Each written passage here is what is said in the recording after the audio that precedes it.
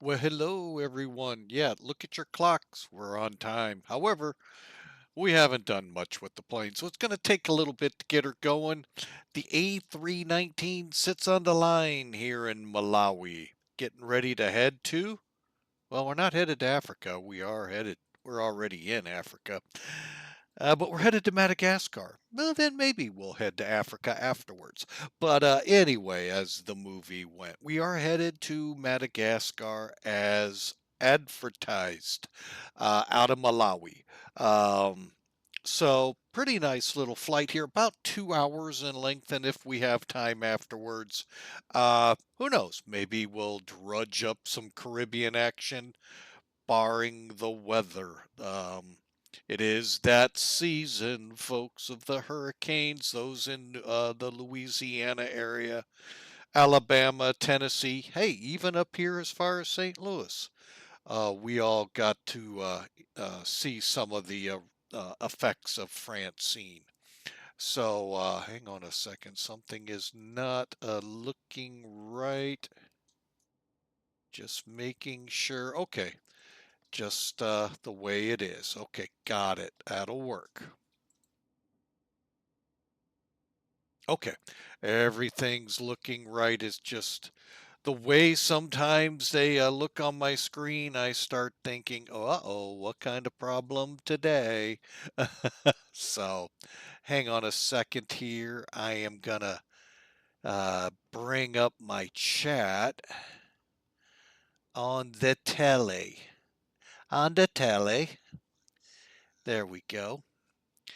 That way it's a little easier. It's in front of me, so not sure how things are going on your end with it, but we're gonna blast on no matter what.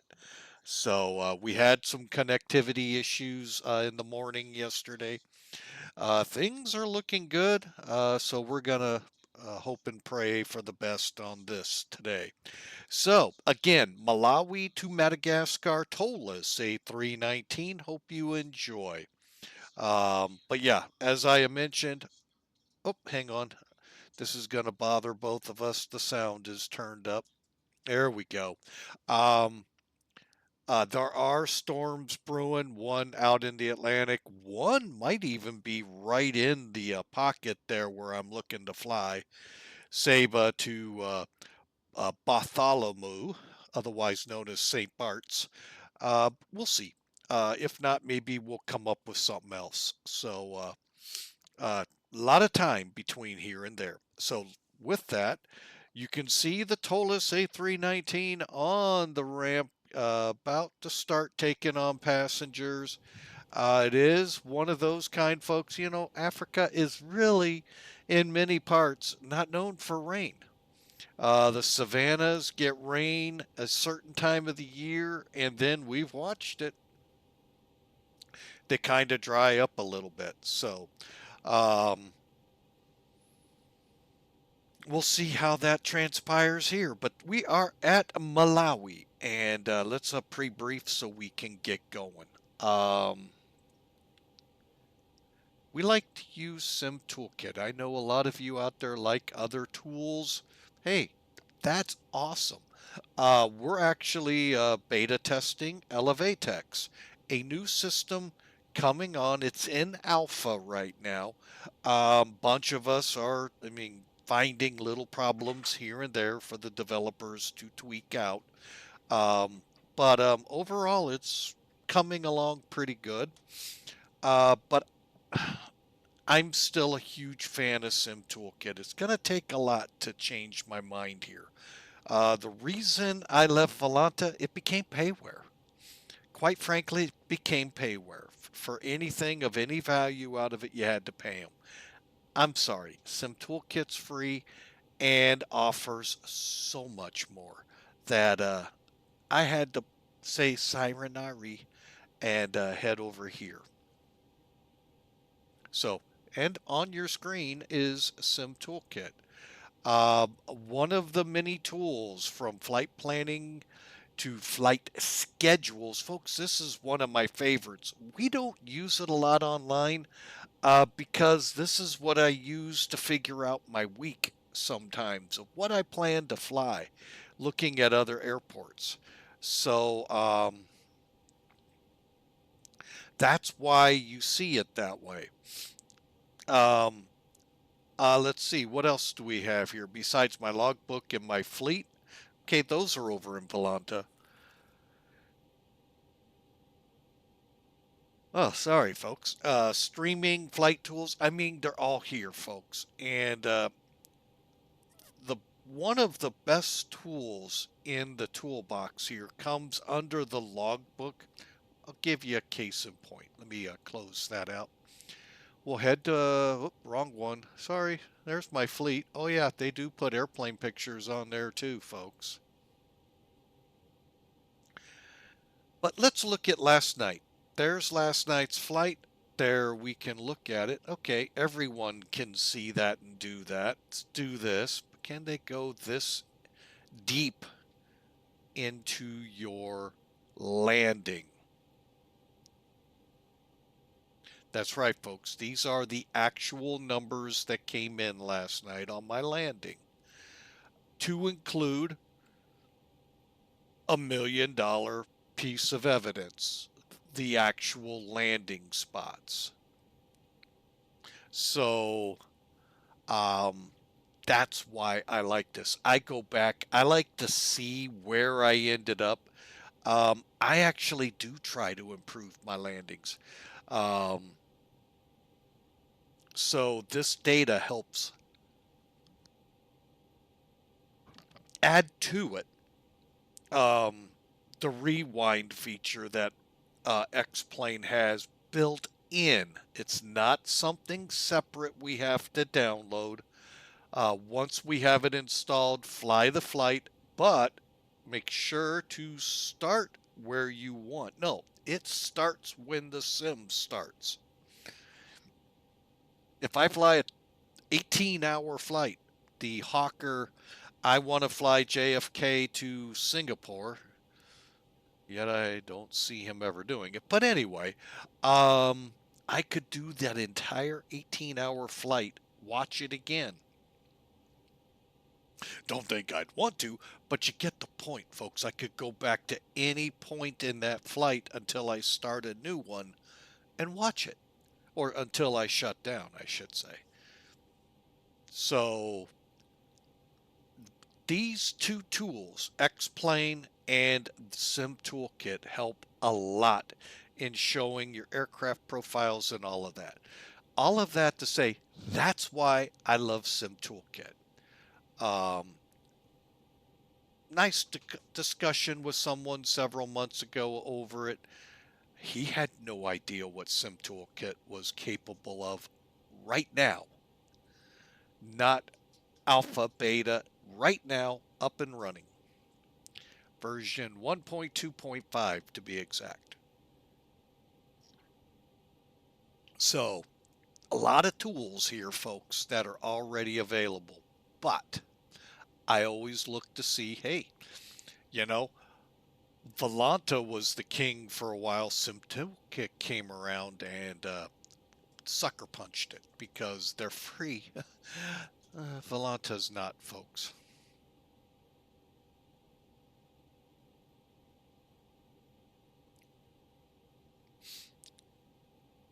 All right. So here we go, folks. We're going to be coming off runway 14 here, and you can see part of our route. The rest of it's right here and in the chat. Okay. So for today's loadout, yeah, we have that nice little breakdown here of our loadout. Oh yeah, uh, um, Elevatex has a form of this, but basically at this point, it's just the operating flight plan, whatever you've set it up for and have in SimBrief is what it shows. Here it kind of breaks it down into a nice, personally, a nice briefing right here. So we're going to have now. I thought I changed this, and now I'm going to be aggravated if it didn't. Um, yeah, it did, and it didn't change on here. Okay, hang on. Let's just Um, do this again. Hang on. This kind of aggravates me. Okay. Now we're going to close out and restart it.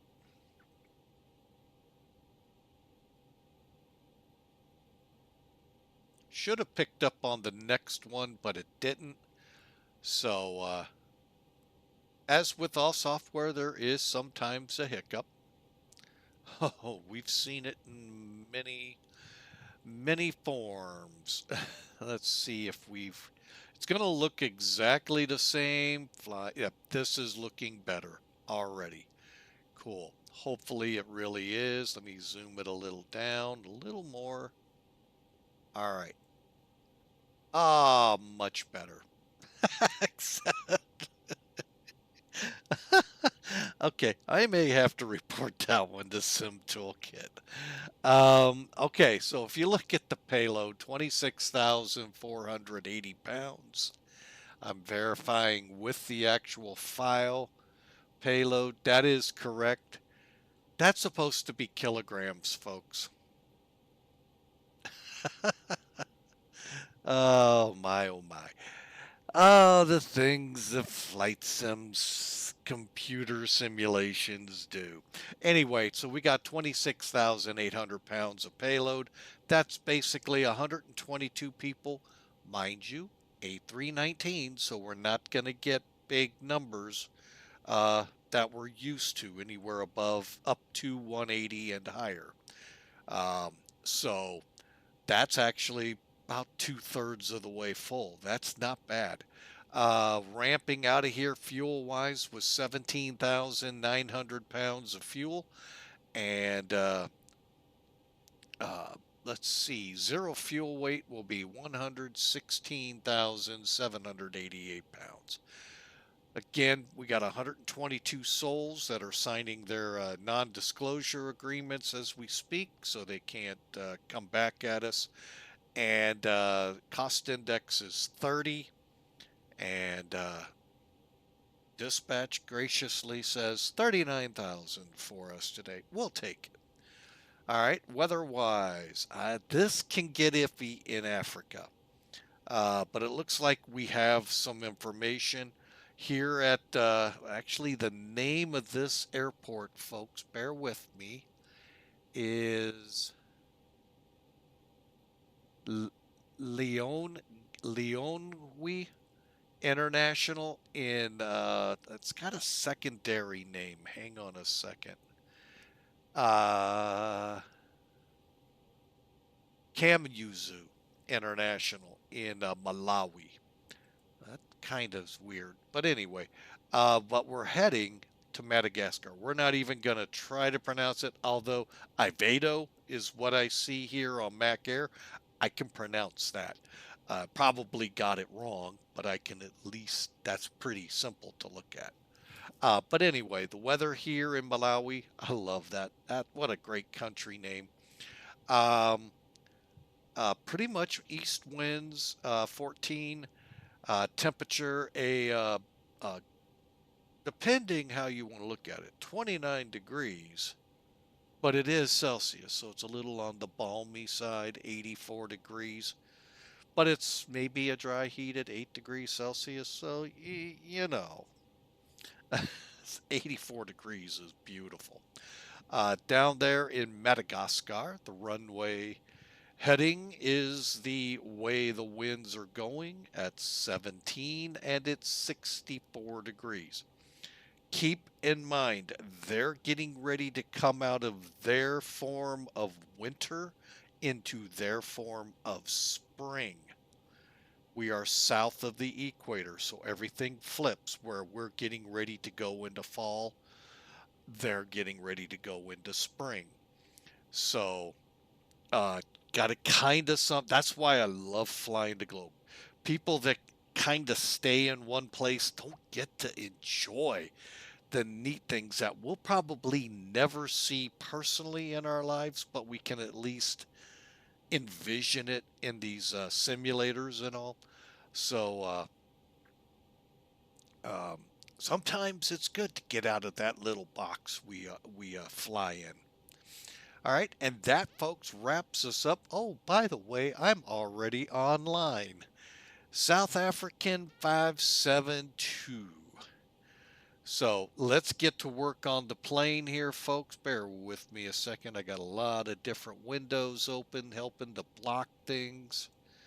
There we go. So let's get after it, okay? Um, to start with, the batteries are on, but we're going to do a battery check. So off, off.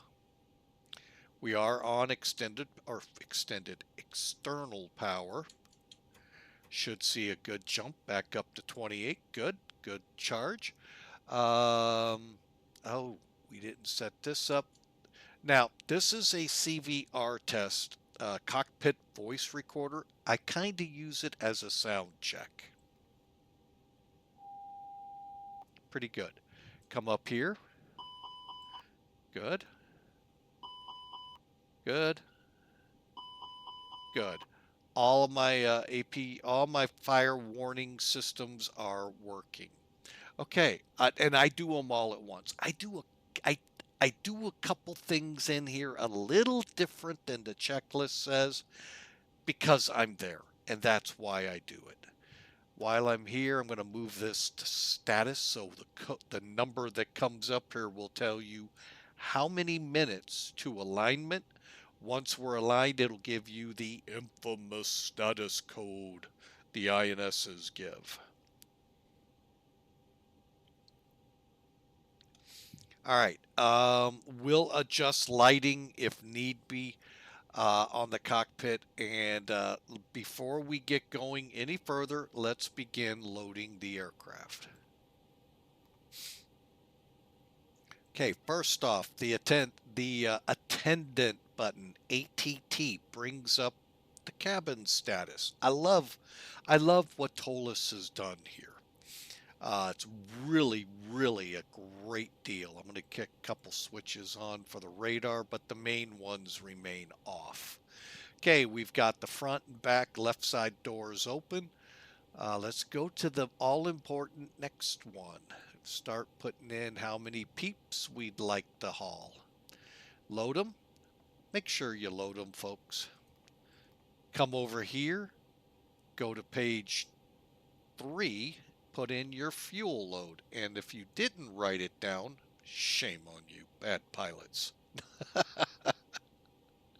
Sorry, folks. 17, we'll start there and then head up to 18,000. So we're going to have a little bit more fuel, about 69, 70 pounds worth of extra fuel. You just can't nail 931.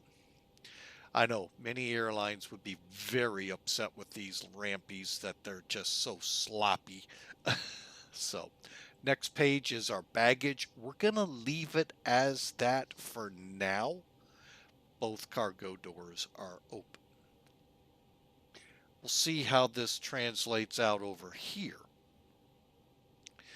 The EFB. All right, now let's hit reset to current. Okay, so we got our 122 and there's this. Let's see how our zero fuel weight turned out. 120, we're looking for 116. Okay, I think you know what that means. We come back down, minus, minus, minus, load. Okay, now let's get up here. Oops. Hit reset, 116,889. Okay, somebody brought a 100-pound dog on board. Who did it? Oh, they're golf clubs. My bad. And one of the neat things why I did this, folks, there's the fuel truck. It actually drives in and drives out. So does the ladders, the air stairs, as they're truly called, and the baggage loaders, and the catering trucks if we were in so need. All right, so we're loaded, so to speak. Go ahead and get rid of that for now. When this right here turns off from refueling, we can then kick on the APU. All right, and here's the door situation. All right, but we'll continue on while they're fueling. Oh, currently at 11,000, we're going for, okay, 12,000, going for 17. So we got a little bit of time here. So let's make use of it. So cockpit lights come back up top.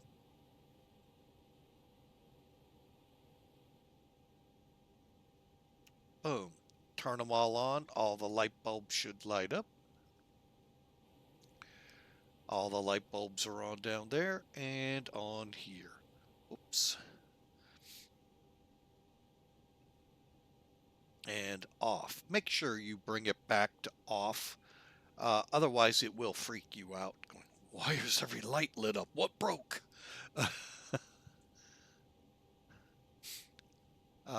Flap lever, that's down here, is in the up position. Speed brakes are down. If they weren't, you'd see the white ribbon. Flight factor, take note. Okay, up here, your flap indication matches your flap indication down there, so we're good. Now, we'll look up here for the probe heat. Right here is, if it's dark, it's set properly. Unless it says on or off, like these, we'll need to turn them. Oh, we missed one. We'll need to turn them off or back on once we get done here. Electric panel, ventilation, pre-flight's all set. On with the IRS. Make sure you see the on bat. Some of you will just go click, click, click, and oh, it's fine. Okay, it's a simulator. It's fine. Real world, not so much.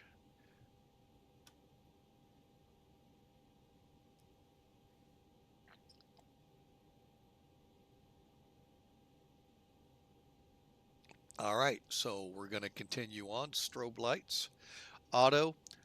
I'm going to put the nav logo to 1. Now, folks, understand one thing about that switch. It doesn't mean 1 is just the logo, 2 is your nav lights, or vice versa. It's both.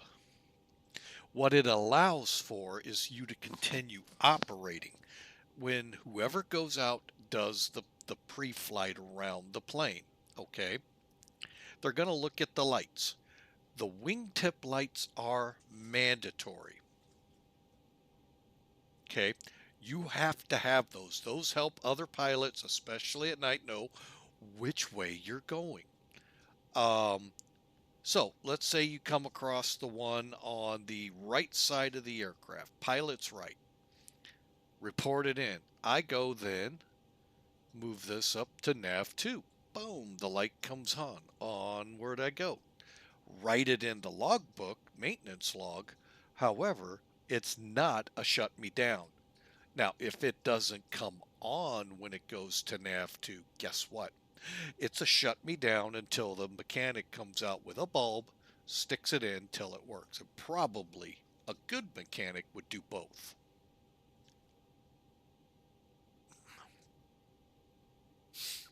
So that's what that switch is. Now, in the A350, it's a whole lot different. They're actually separate switches. So, wait a minute, we're not in the A350, so we're not worried about it. Okay, let's check our fueling. Because I'd like to... Okay, now you don't see it. And, oh, there's no truck. You see the green light out there? Mm-hmm. So, what I'm going to do now is fire up the APU. On. Now, I I wish the makers of the A350, either something's not right on my copy or it doesn't do this, and it should automatically tell me what the APU is doing. Flap open. Unless they rely more on 1, 2, 3, for, okay, we can turn it on, which the flap may or may not be open.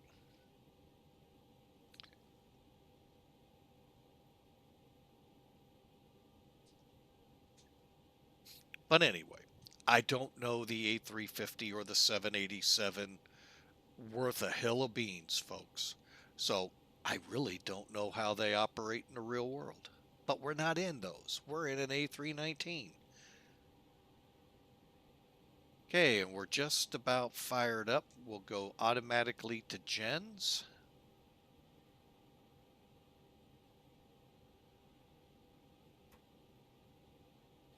As soon as it's got the word available and we see the bleed, I'll blow it up here a little bit for you. I know pilots are going, boy, I wish ours did that.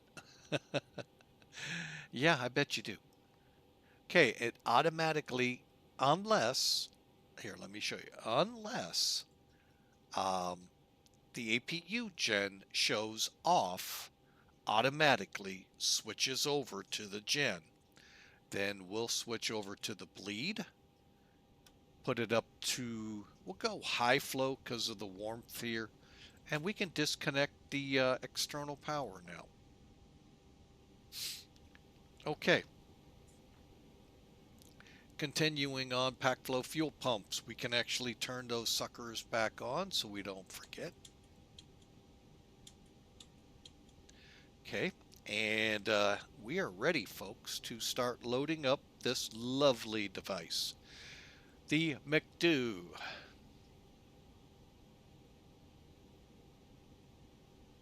All right. I doubt we are gonna. Oh, yeah, we will make it. Okay. First, always check your status. If you're one like me that likes to keep your nav data, there you go. It's right there. The next update is 3 October. Okay, then go to the init page, go to init request.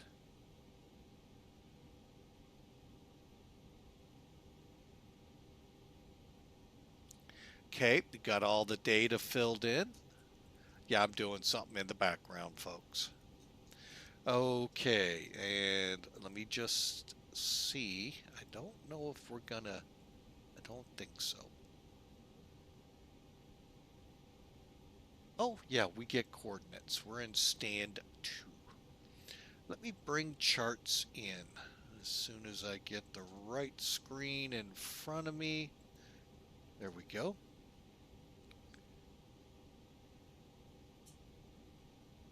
I'll leave it like that for now.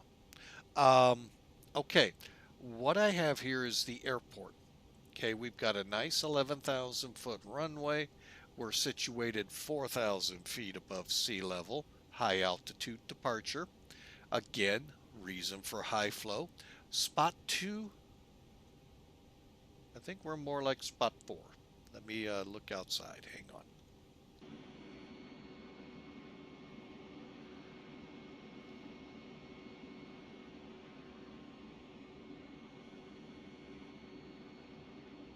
Yeah, we're more like spot 4. Okay.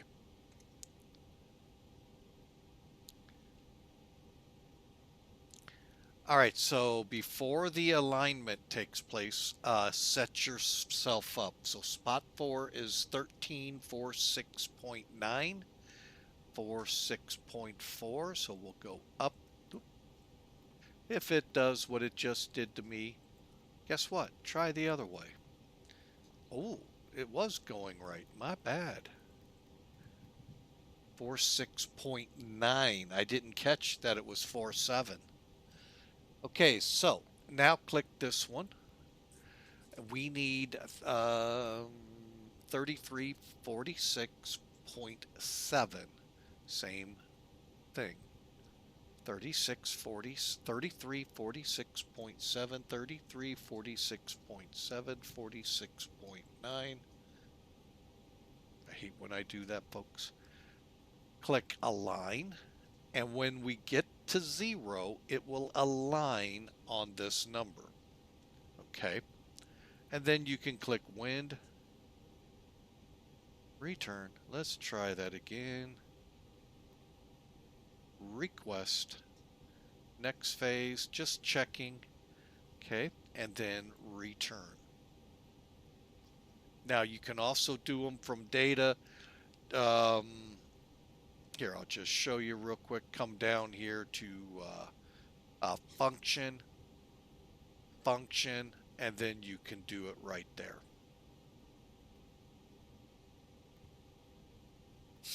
All right, while we're here, let me get rid of charts real quick.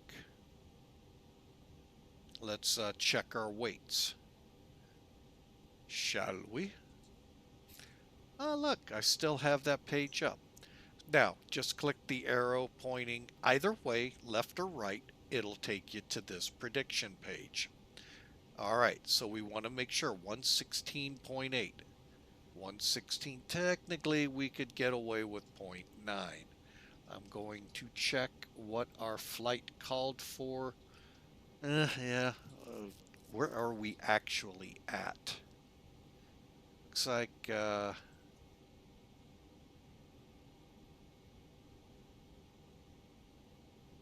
come we only ended up with 17,490?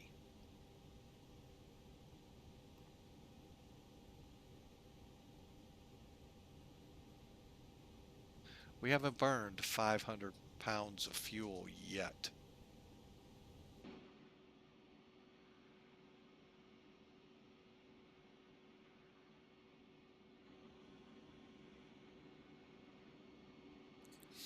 And the fuel truck's back to finish the job up. Should have gone to 17.9. That's why we check, folks.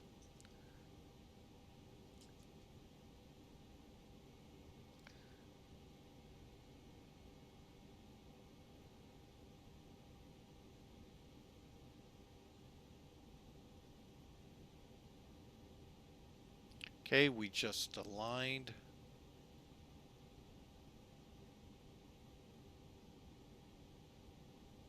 Okay, now let's see where we're at. Why are we still getting a 17,490?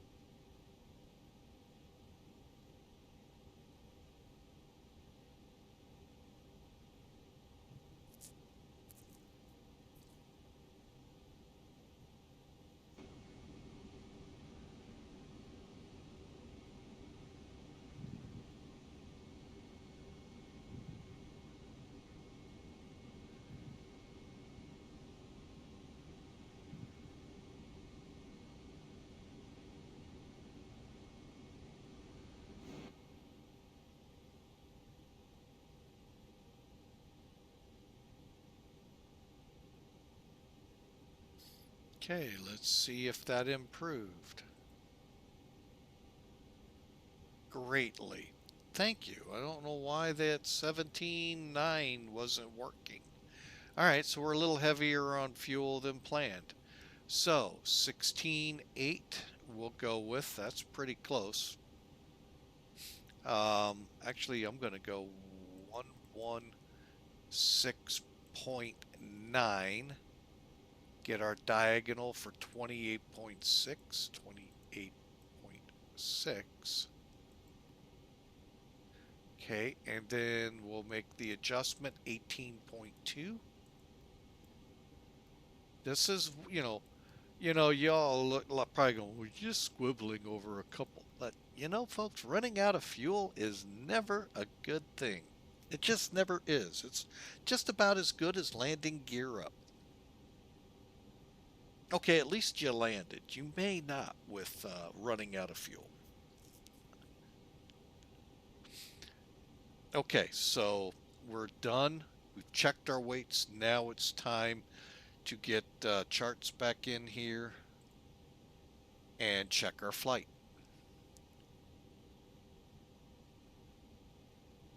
Okay, and I'm going to set this to plan 20 and go to F plan here. Not F troop, F plan.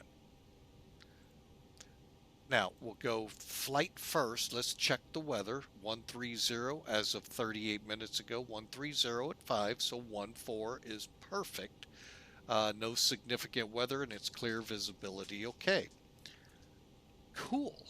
That works great. So we'll be on runway 14. So click your airport, departure, runway. Now we got to put the departure in Utoba 1 Alpha. Looks like this. So we basically fly off at or above 5,000 feet. Now remember, we're already 4,200 feet in the air from sea level at the airport right now. So you get the picture. So 800 feet above the ground, we're going to turn for Utobu, maintaining 6,700 feet until cleared by ATC. And then our flight route takes us, putting it in the chat for you again real quick, to TETEM, which basically is continue that course, it looks like. So you can see from here to here. We'll be cleared to climb. Well, we're going to climb anyway. But, so we need the Utubu, I don't know. You all tell me. UTOB 1 Alpha, TETEM. And there we have our set. Just insert it. Now, with the help of us being on plan at a range of 20, we are going to step through. So Boeing guys, this is where you would click step right here. If you're in plan, if you're not, you won't see it. We use the arrows. TETEM. Okay, everything looked good on the departure. We're going out to VCL.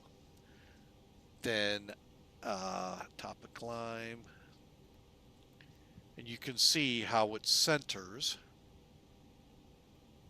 Epnon, Evima, Ezric.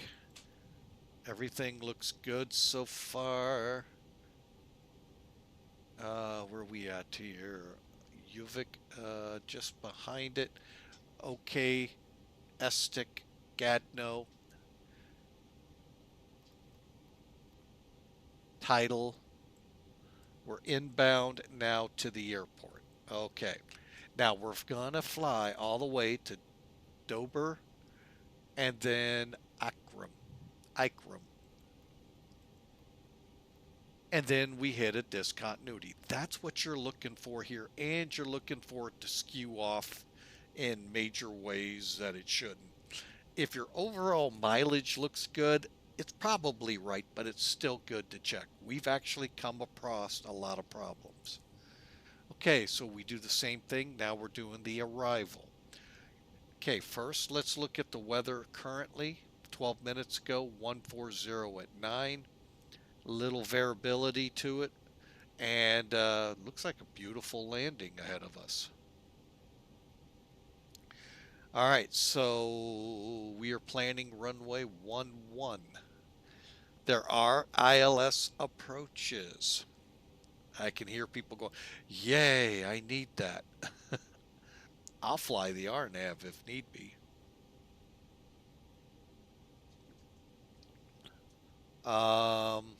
Let's take a look at this one, come to think of it.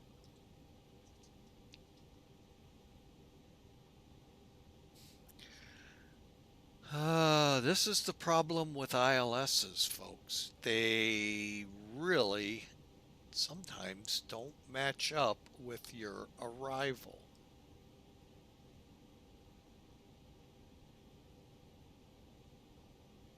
All right, so Balby, we saw that on one of them. Hang on. So we'll go, I think it was this one. Yep, there it is. Balby to, do they have a name for it? MI No, that's up further. I have no idea if there's a name for this fix. But anyway, so, oh, that is Balby. My bad. I got it. I thought that was a course line. Uh, anyway, so that's Balby. Okay, we'll fly that.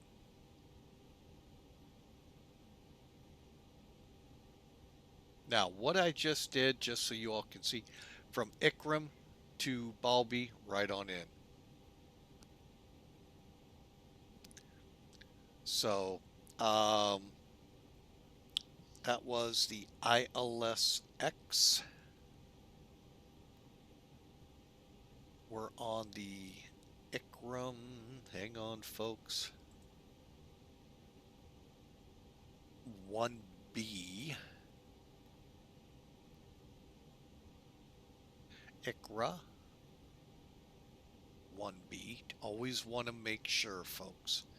Balby, and there are no transitions usually, other than the U.S. and some limited areas. They have gone more to just make it a star instead of a transition. All right, so as you read, we're going to go for the ILS runway 11 X-ray via Balby. In the U.S., we'd say transition Balby to the IKRA from the IKRA 1 Bravo star. No transition there, folks. Let me show that again. Maybe. There we go. We're coming in from, actually, there are two potential. Interesting. But we're not given one, so I'm going to double check this for sure. For sure, by golly. Okay, let's go back to DOBAR. Okay, IKRAM, Balby. Actually, it has us in a hold. I don't like holds. Probably to ensure we get down to the proper altitude. Then to the final fix, which is Mike India 501 at 7,000 feet. By the way, we're landing at 4,196 feet. So, again, high altitude all around. Here's our missed approach to Deeker. And then if we have to go miss or divert, we're off to, the survey says, maybe, we'll see it, here it comes, FMM Tango. I have no idea what that is. So I'm going to quickly look.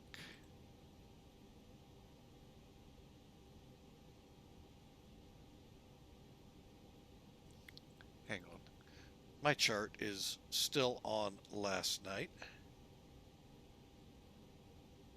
That's incorrect. Oh, I'm sorry. It's supposed to be that one, I'm pretty sure. FMT.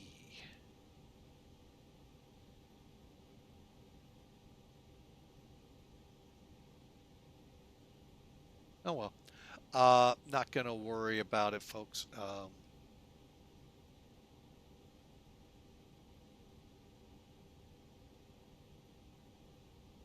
Oh, it's on Madagascar. Oh, it's just north. Or if I look at the map, it's just north and east of the airfield we're at. So that's cool. All right, so now we move on to the rad nav check. They look good. Perf. Oh yeah, we got a good perf check here, folks. Okay, first off, reset to current conditions, although I couldn't tell you if they are or not. So, winds are 130 at 5. So,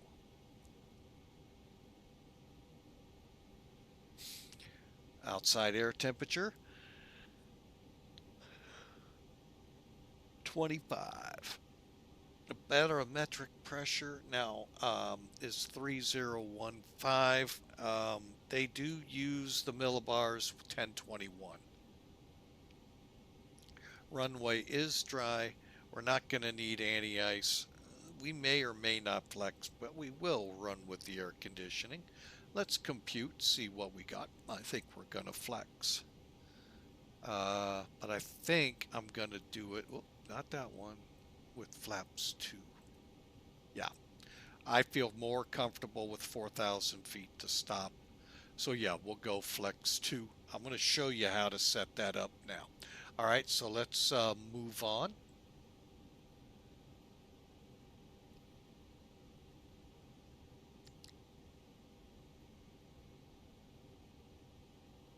Just starting up my ACARS before I forget, like I did last night. There we go. That way I get credit for this. This flight I need to get the credit for. It's actually a tour with Millennium Aviation, so that's why. All right, so how do we put this in here? Well, a couple of ways. You could just start filling it in or do an uplink, request.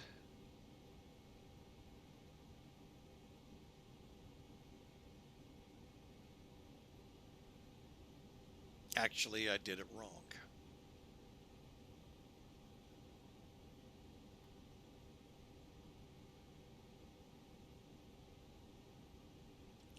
Yeah, I did it again. All right, let's try this again.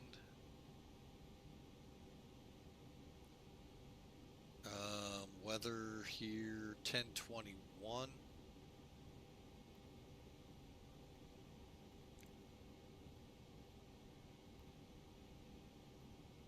Click. Wind 130, diagonal 5.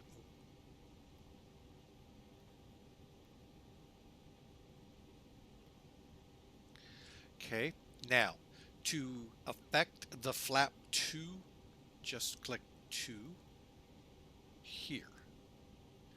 We'll come back and get this off. Hopefully it'll give it to us. We'll see, it should. All right, now request takeoff data. Now, what's gonna come in when I click received is TOGA. We don't have TOGA information. There we go, clear, click. This is if we were to go TOGA. So what we'll do now is tell it we're gonna go flex. We're looking to flex at 55. They're doing 58, and they gave us a wrong flap number.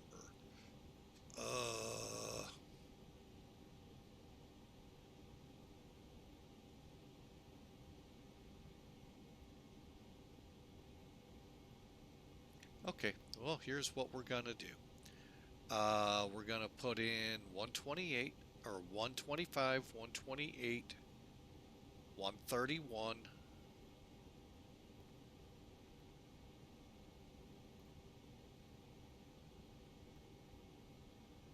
Okay, I changed my mind. 128, 128, 131. Click. 2 slash up 0.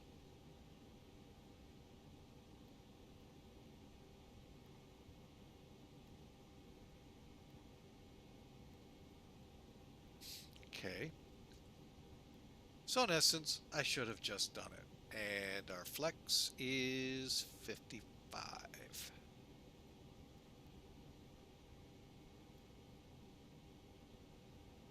Now we are set. Transition 7,000. I'll double check a chart here. 7,000. Okay.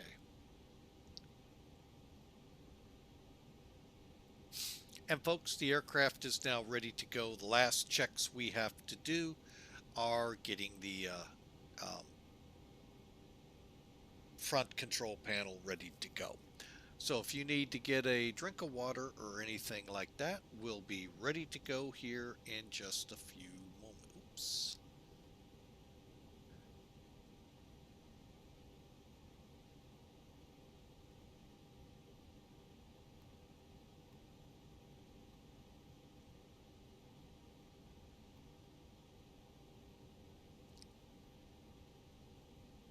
Okay. First we said 1021.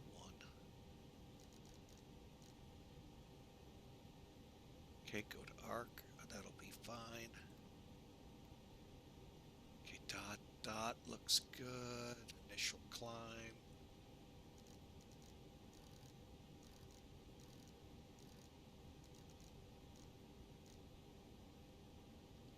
Good. Constraints landing, that's good. Landing gear's good. Auto brakes we'll take care of in a minute. Anti-skids on. All 4 switches pointing 12 o'clock. Throttles work.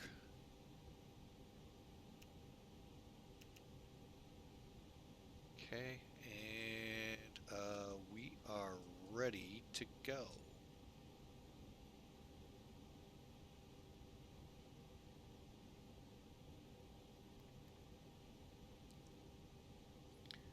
All right, let's get rid of that final piece, and we're ready to go.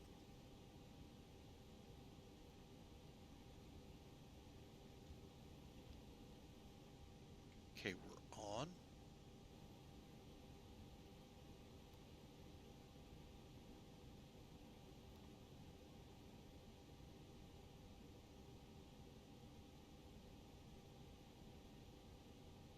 And clear the chocks.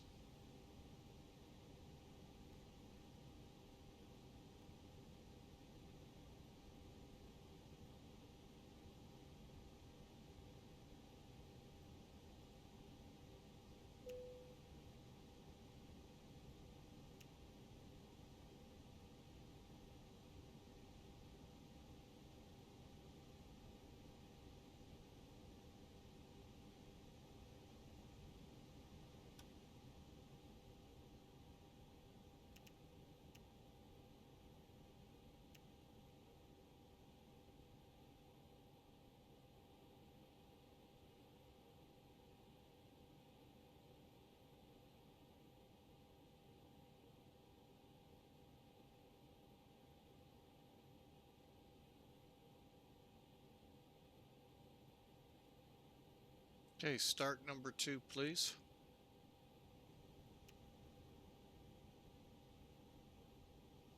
Folks, it's for the most part an automatic feature. It's just um, sometimes when there's mechanical issues, you have to resort to the other way.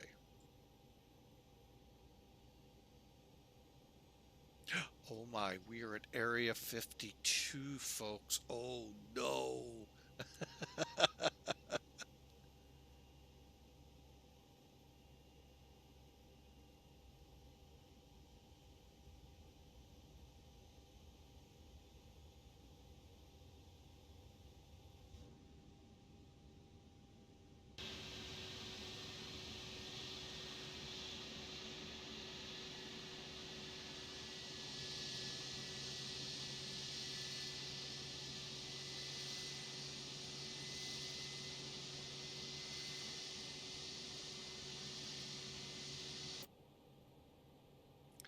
I'm going to be honest with you folks, I don't think they push them back here. I'll show you why here in a second as we get our second engine turning. We taxied in off blacktop, so I'm assuming we can go out the blacktop.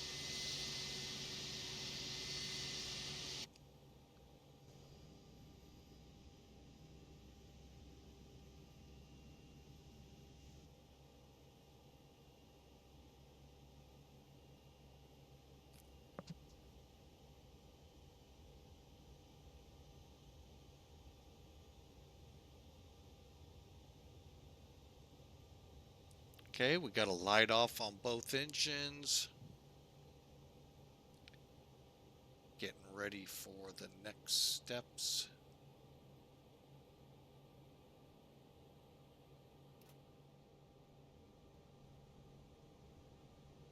Okay, available 3-minute warm up. Even though it's pretty warm, still do it. And by the way, if you do this properly, folks, guess what? takes about 3 minutes. All right, so APU bleed off. Now, of course, a seasoned crew will have it done quicker. But if I follow this checklist,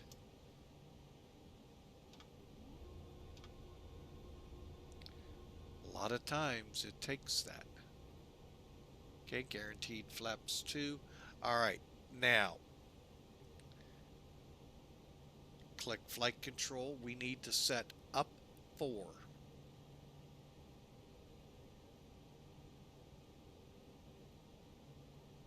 Okay, I do my flight control check now.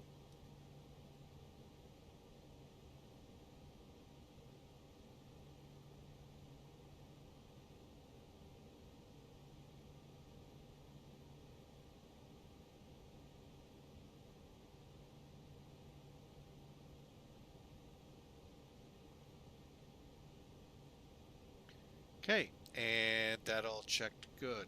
Reason I do it now, why not? I'm doing the pitch trim. Got to bring that screen up anyway. All right, something you can do in ToLiss. You can't in many of the others arm the slides. I can tell them to. However, in Flight Factor and Zebo, I can set the cabin lighting in here. Now, technically, that's a flight attendant thing. We don't have any. All right, so nose wheel light's going to be coming on. How much time? Minute and 47. All right, let's see. Auto brakes to max on. And flight controls one more time. You can also see on your primary flight display the one that looks like sky and ground right here, that little cursor moving around. That lets you know it's working too. We'll get the terrain once we get moving and get out on the taxiway for 1-4.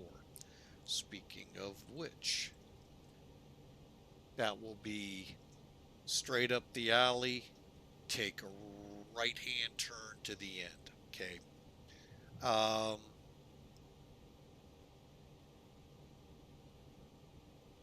Okay, we're ready to go. 2 minutes 42 seconds. That's good for me.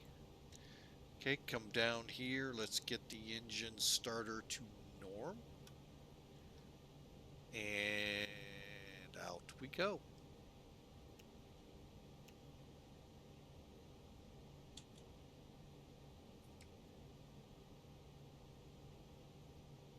Brakes are off. Now, the cabin. Flight factor, yes, we had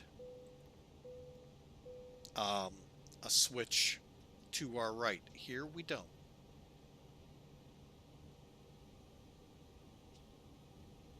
Go ahead, turn predictivity on.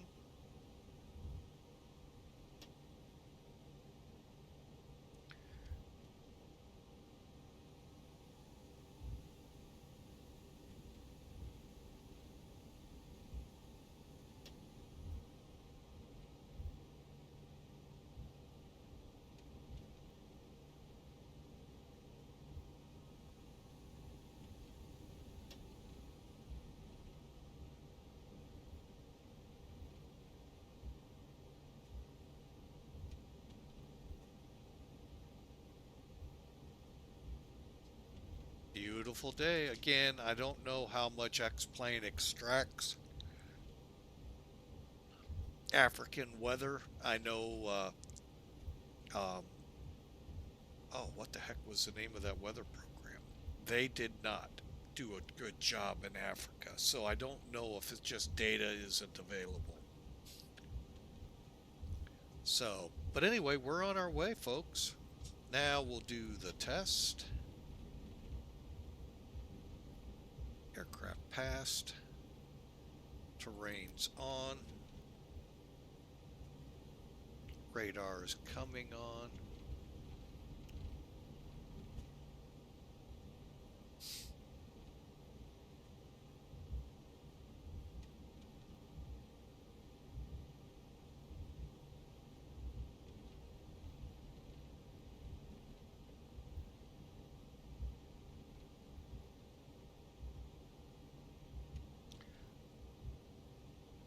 Lil Ongui traffic, um, South African 572, departing 1-4.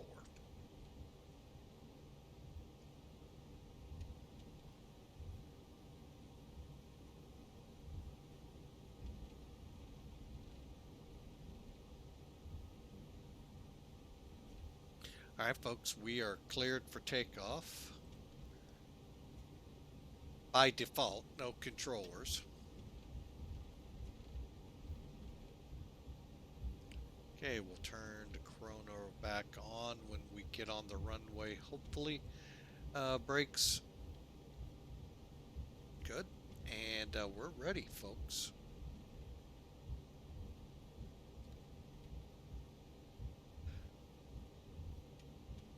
And yes, I have set the simulator about 2 to 3 hours behind real time. It'd be dark right now. So we got a nice, maybe a nice sunset arrival into Madagascar. We had a beautiful arrival last night into Geneva, Switzerland.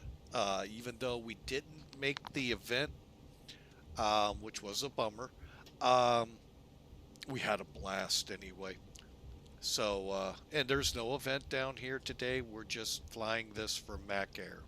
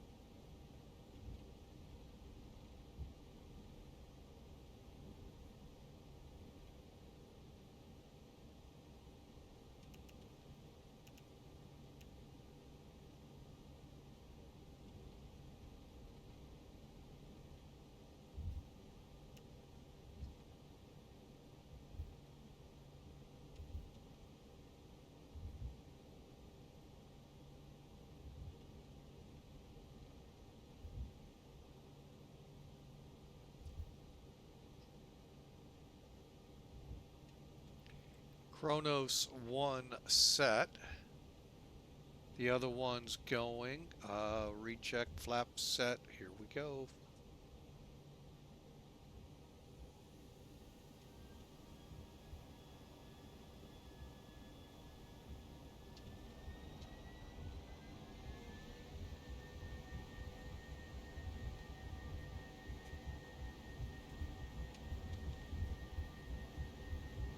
Airspeed's alive.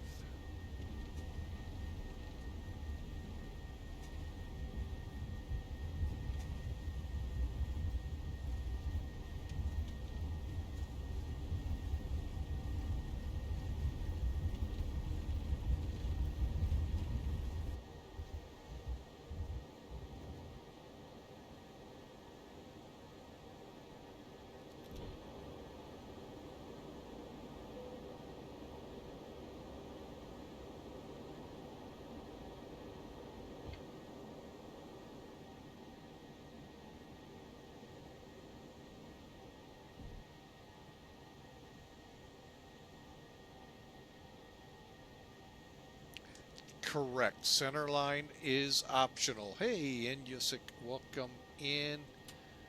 That's what the autopilot's for. Hey, welcome in, sir.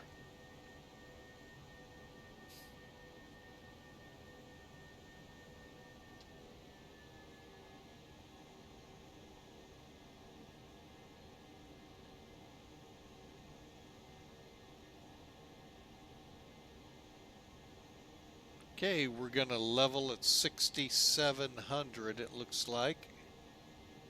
I'm going to kick it here in a minute. I hope.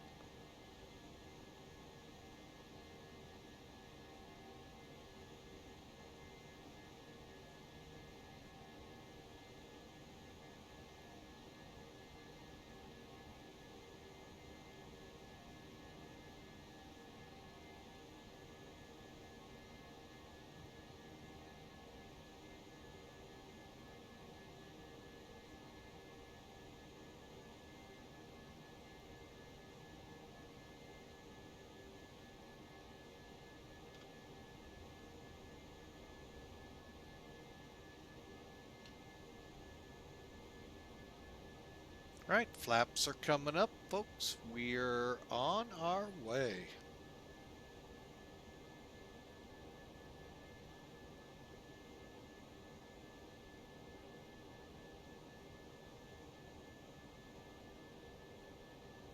And you are welcome, sir. Glad to have you aboard anytime. Anytime. Yeah, the neat thing is passengers may or may not have noticed. They're too enthralled in whatever they're enthralled in. Um, Figuring we hit turbulence already on the ground. Um,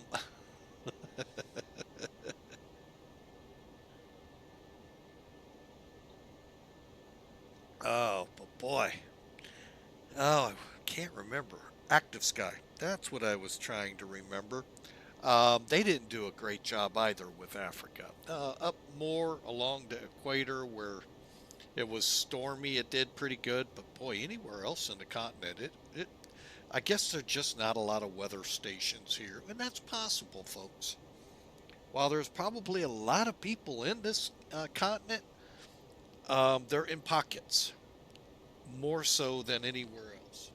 And when you do that, that's where your radars, your weather reports are. So, but they should pull from the airport datas that are out there. You would think. But again, all depends where, what sites are the simulators pulling from, Active Sky pulling from, name your weather program. So that's why I couldn't really tell you if it's really like this down there. It's just nice to fly through every now and then.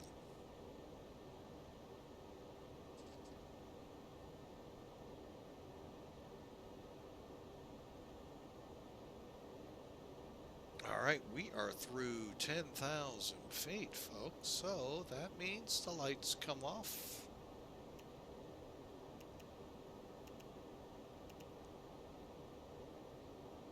And we settle in for a nice 2-hour flight over.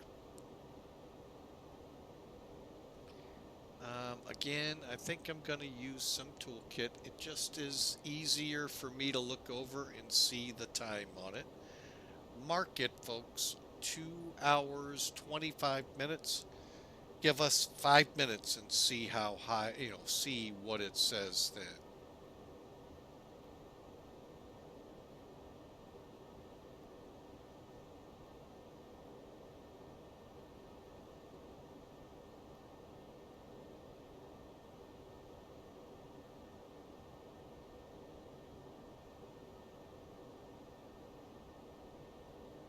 Now, the equatorial area, I have, like Lagos. Whew, I've had some pretty mean storms there. I'll tell you another place I ran into one. It was actually ended up being fun. Um, Let me think. Should be able. Yeah, there it is. Okay, well, there's nothing down there today. Let me bring some toolkit in here while we're climbing, folks.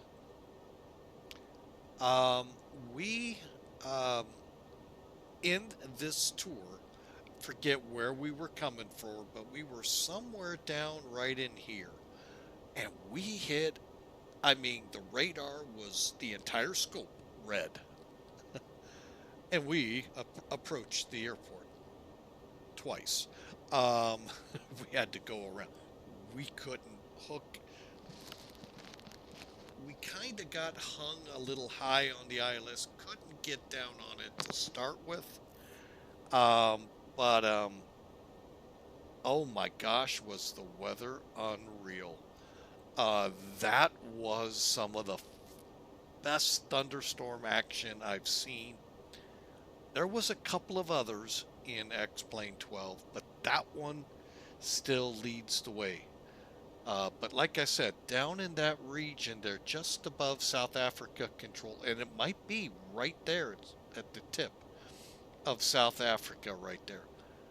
Because then we bounced back up here somewhere, um, up in towards where we're taking off from. And I see there's my cursor. Yeah, we were right about somewhere from the horn here down to the tip. I forget the airport. Then we bounced back up to where we're doing what we're doing. Holy mackerel, what a storm. And that was pretty fun, folks. I mean, we had some pretty good turbulence, the whole 9 yards you'd expect. Um, I was thoroughly impressed with that one. So maybe it is just a clear day down here in Africa or in this part. But I wouldn't even be able to begin to tell you which flight to go back and look for on it. But yeah, it was recorded. We did at least one go around, came back around much lower altitudes, everything coupled up right, and we made a landing. And wow, what a storm. So,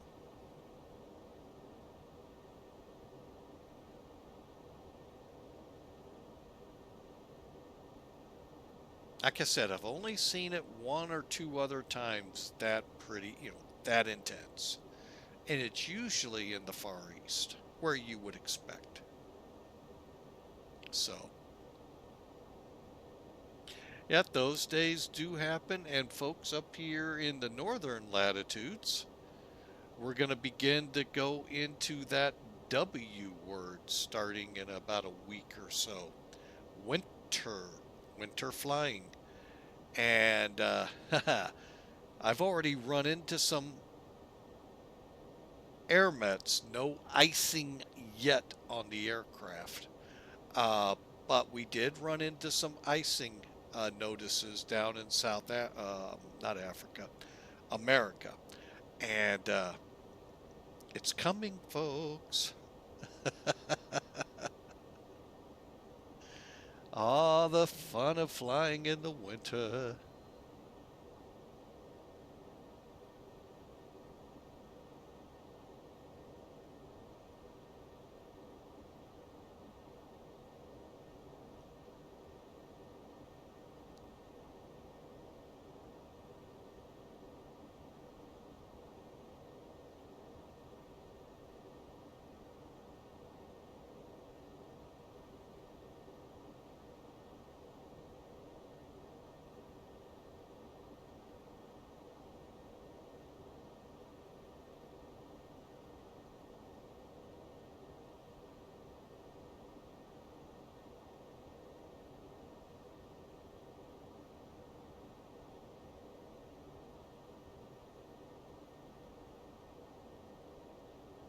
All right, folks, remember I said about 5 minutes ago to look up how long it'll take us to get there?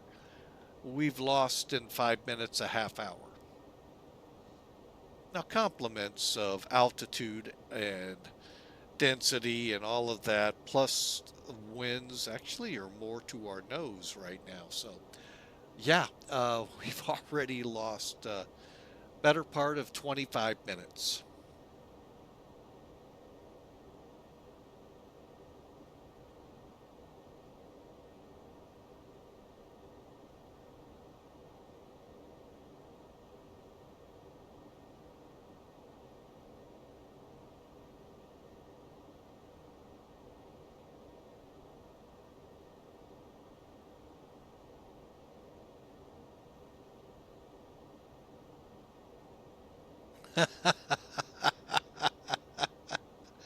And you was like, that sounded interesting.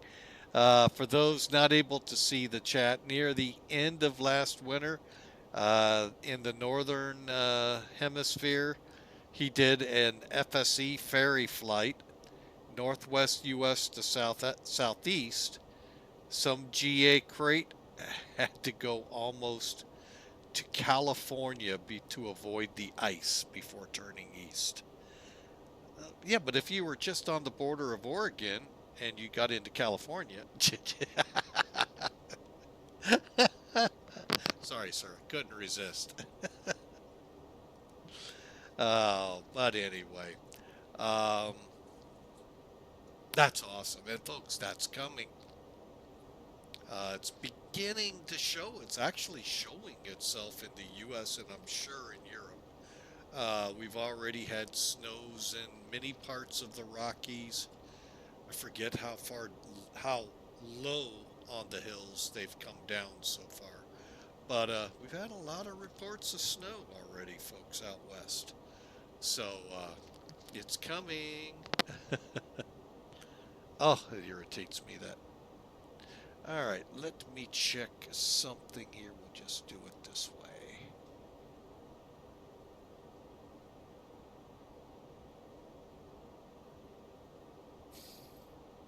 Was told I had an email to check out, so I'll be right back, folks.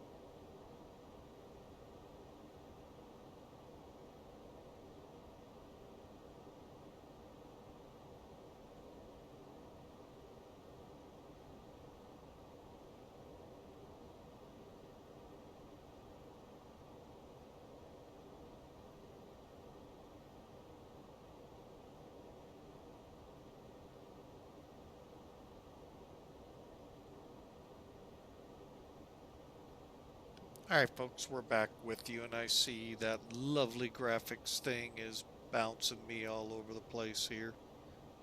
Uh,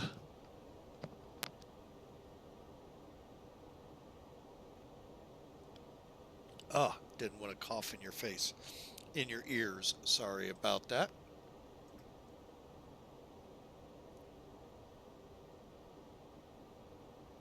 And bear with me a second here. Uh,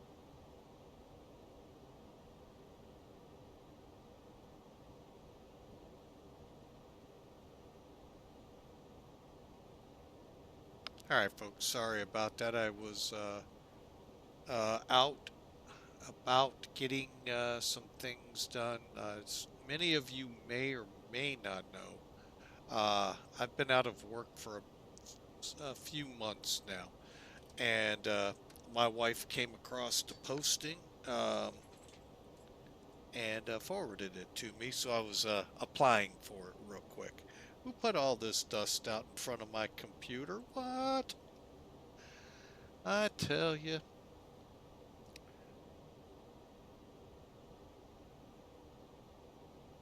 All right, so that's where I was. We're leveled off at 39,000. Think we got a pretty good ride for him back there. And thankfully, ooh, wow, sunset. Okay. We might be landing in the dark. Okay.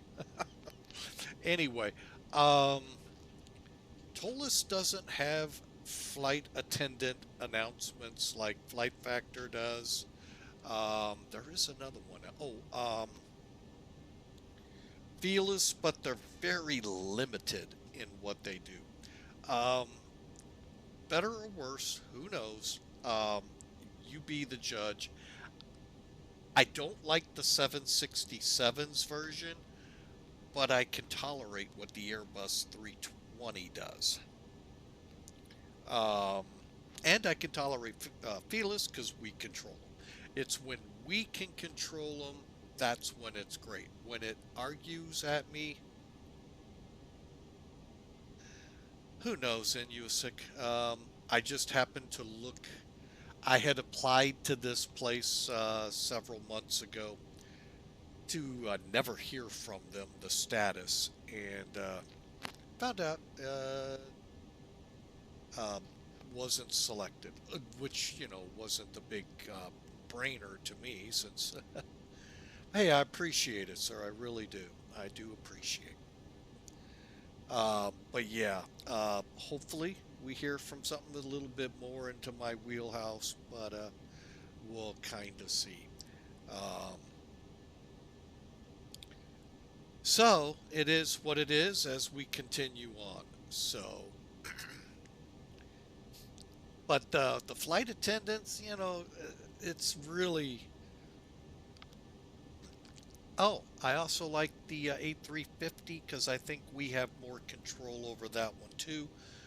It's just that aircraft data corrupts real easy on. If it corrupts for the next flight I'm planning, I probably won't fly it ever again. So, hope that moves a company to get that plane going better. But yeah, so we've been looking for a job now for several months.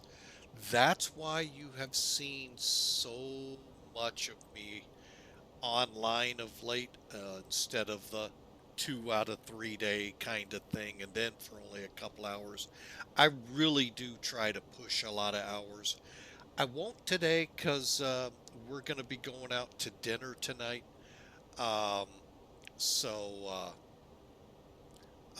but we're going to still try to get a second flight in. I'm thinking the Caribbean. I haven't even begun to look over in that direction for anything, so we'll kind of play that one by ear. Hang on a second. Speaking of ears, hey, thank you for the 100 bits there, Inyasik. We sure appreciate them. And speaking of, I now need to check something. Go back to my emails. Hang on a second. It is September, folks, and this isn't something to, well, it is something going on with them. Um, so September, as we know, is underway until 1 October, until they have a little bonus. They're dishing out bonus bits for the month of September, Twitches. By Valorant. I don't know what that means, but Basically, they'll be sharing 10% on top of all shares of 300 bits or more, and any power-ups. I have no idea what a power-up is, so I've never heard that term. So, so yeah. Oh, I think I hear something.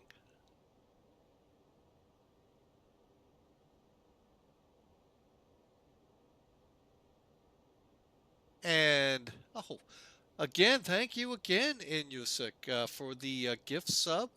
Looks like Isaac the drummer has picked up a subscription to Flying with Mike. We sure appreciate you. Welcome aboard, sir. And thank you so much for the generosity that comes out. So anyway, I'm just reading the email I got here, so I don't know what a power up is. So it's an interesting thing. I guess I'll need to uh, click this learn more and learn more. So, but anyway, yeah, I saw that. By the way, um, I did mention it. It is September, ends October 1st. Huh, I wonder why.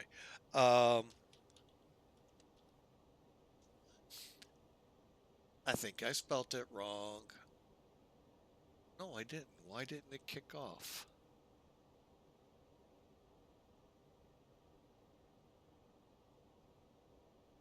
Huddy, huddy. Oh, no. Oh, I did spell it wrong, I think. No, I don't know why it didn't kick off. Well, let me fill you in instead of our lovely um, Nightbot not doing its job. Until 1 October, folks, you can subscribe to channels here on Twitch. Twitch has a wonderful offer to take advantage of. 30% off 1 month and 3 month subscriptions to any channel here on Twitch. Um, and it doesn't mean just one. You can do all the channels you watch. And if you want to do a 6 month, it's 30%. Also, if you like going into the loot cave and getting what they offer, if you use Twitch sub 20, um, you'll get 20% off whatever you got. So take advantage, folks. Few more days in here. We're only at the 13th. Friday the 13th. Um, so you got some time still, folks, to take advantage. And as I've said before, we'd love for you to do that here. But hey, we're not going to push you. Um, just so you know, if you do sub here, folks, or donate or bid or any of those things, as an affiliate we get, are allowed through Twitch. Um, we take that money and we do our best to funnel it into the stream. Lately, we've been funneling it into sound, trying to improve the sound in the aircraft. Um, some have worked, some I'm not so certain of. Uh, but we're trying that in. We've also, I mean, the ToLiss aircraft you're seeing here are a byproduct of subscriptions. Felis 747 and a couple of others, the Caravan, and there are some projects I'm looking at that are out there in the X-plane world, current and coming down the pike, that may enter service here soon. I do my best, even though at this time, as I've mentioned, I am out of work. I try to keep the money for the stream, not for myself. So, so far, so good. Compliments of unemployment insurance. So, uh, we're doing our best to keep that as it should be to the stream to improve what you're getting. To that end, we're getting ready once we fully understand what it means. We have been offered to become a partner in YouTube, which means we are monetizing at some point our YouTube channel. So we're trying to, instead of like you just heard, what does that mean? That's how being an affiliate has been from day one for me. Um, More of a lot of eyes closed, shut, not knowing and learning it in baby steps. I want to go in more eyes wide open with YouTube so we can bring a better product there on YouTube. What we learned there that'll work in Twitch, bring it over to Twitch. And hopefully simulcast both Twitch and YouTube. Instead of what we're doing now, where we're live on Twitch and we upload at the end. I'm actually running the stream on Twitch and recording it, folks. And then at the end of the day, once we're done, up it goes to YouTube. So you have that ability. So, and we have found the benefits of this in many ways. The big one being if we have, like yesterday, the discontinuity issues, be it Spectrum, our internet provider, which I lay most of blame at, or potentially Twitch. I know they have issues at times too. Um, with it being recorded, you won't miss anything. Or if those dastardly ads come in, at that point you're, oh, I want to learn, where'd it go? I want to learn that. Guess what? Catch it on the YouTube. It'll be there, folks.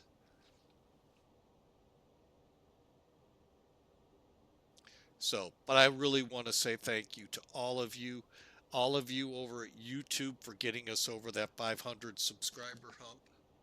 Let's go for 1,000.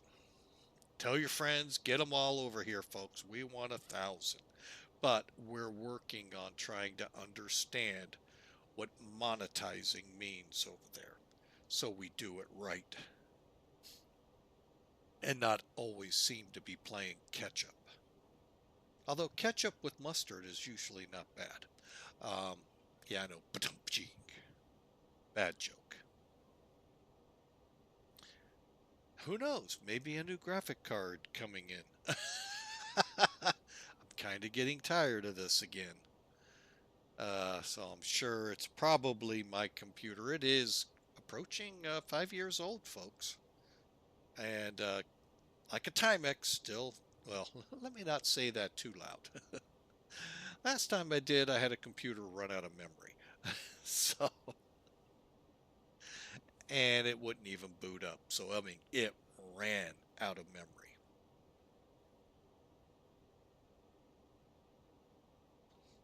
All right, folks, I am going to take a quick break here, refill my coffee mug, and get ready for the second half. As I kind of expect, no controllers in this part. Who knows? We may get someone stray up from South America or South America. Why do I want to keep saying South America? From South Africa, but you never know. So we'll just be about 2 or 3 minutes and we'll be right back.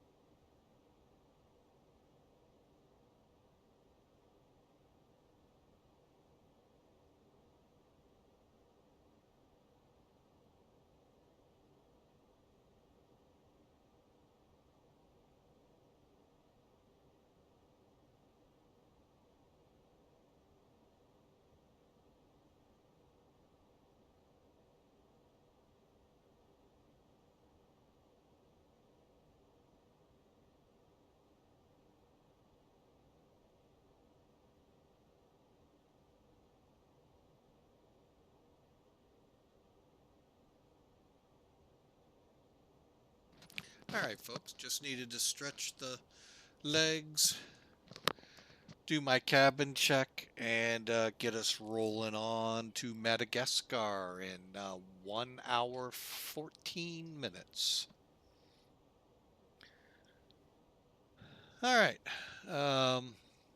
speaking of ads, they just started rolling. So I have upped them folks just a tad, trying to help generate some money to help fund some of the things hopefully coming in quickly here. We'll see.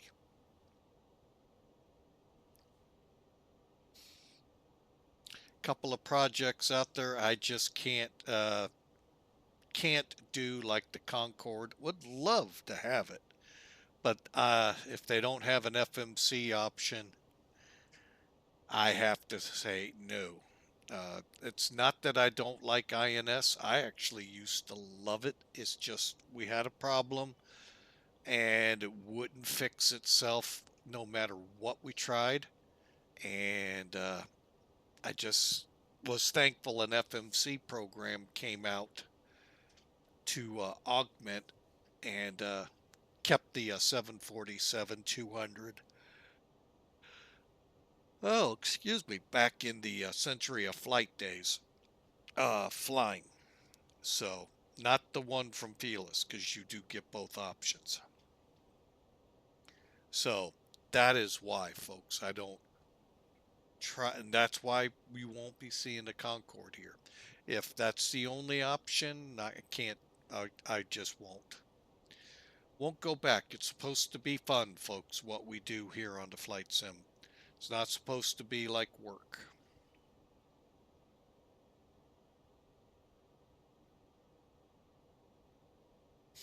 All right, taking a look in the area here.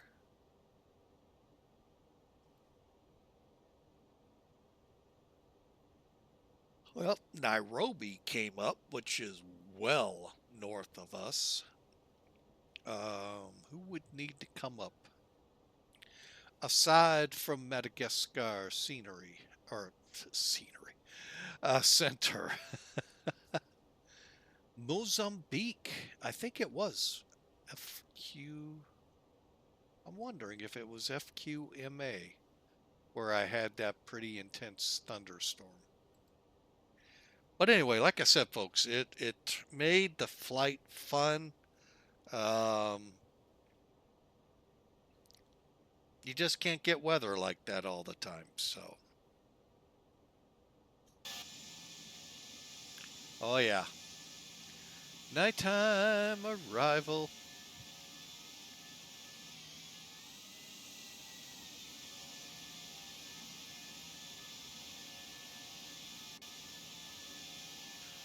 Really hate when it does that.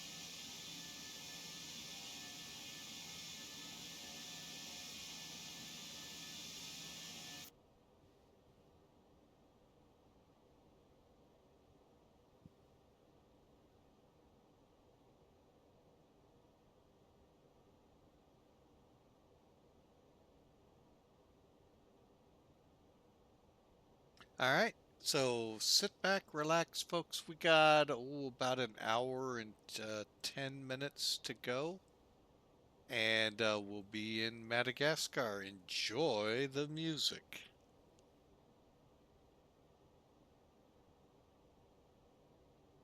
He says cautiously. Hang on.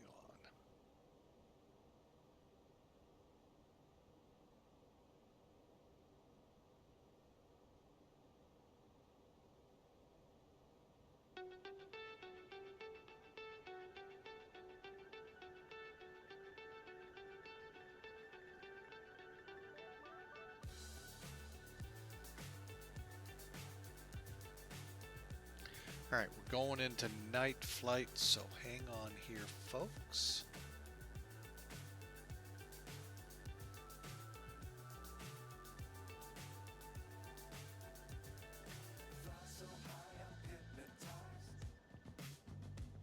What's up is down, what's left is right. Chasing stars and holding you.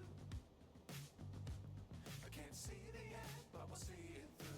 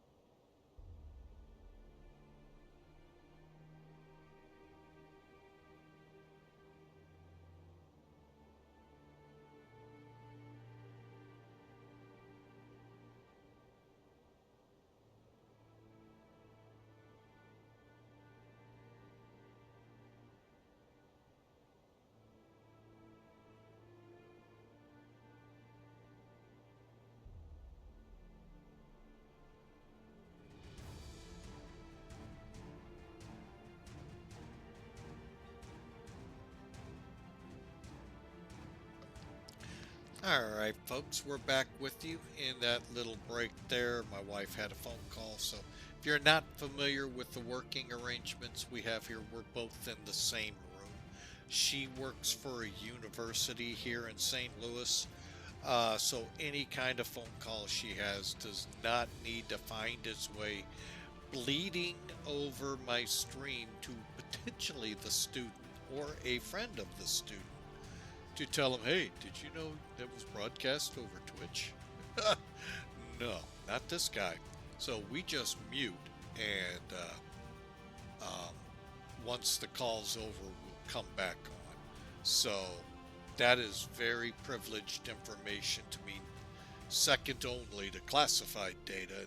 I wouldn't even be online, folks, if I was anywhere near that. So, um, anyway, just a little background on the stream. A few others, we've been actually in the flight simming community since about 1999, 2000 timeframe. And with that, we either started on Flight Sim 98 or possibly Flight Sim 2000. I can't remember. But we've gone through them all through FSX. That's where I stopped. I kind of got tired of it. Um, Prepared came along. I didn't jump the Prepared bandwagon on it.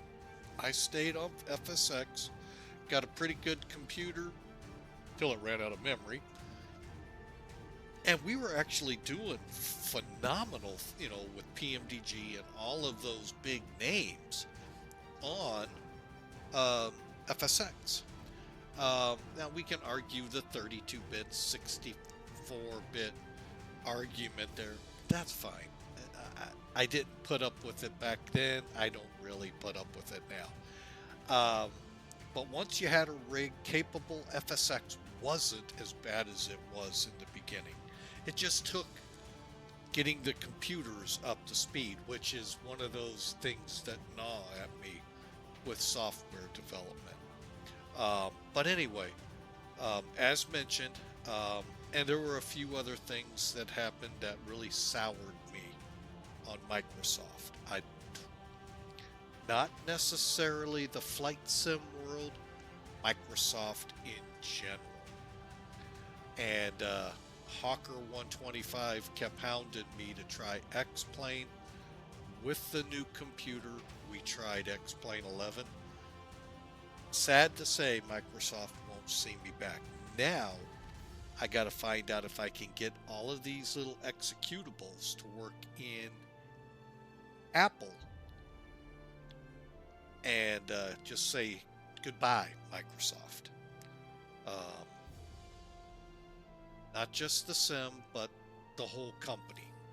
So, but unfortunately, that's not as easy as it sounds.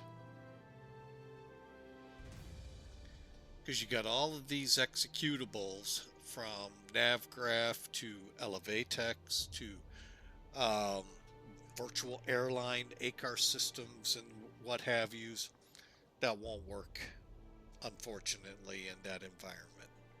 So, but anyway, that's how we got to X-Plane. Not going back, folks. I think X-Plane 12 is superior in many ways. We can argue again about eye candy. Not huge on eye candy, folks. And from what I've seen, Microsoft isn't much better than FSX. Oh, we can find our houses and all, but if you still have to buy airport scenery, folks, scratch your head. Why'd you spend 3 figures on a simulator to then continue to spend and spend and spend and spend when they should have wiped that out?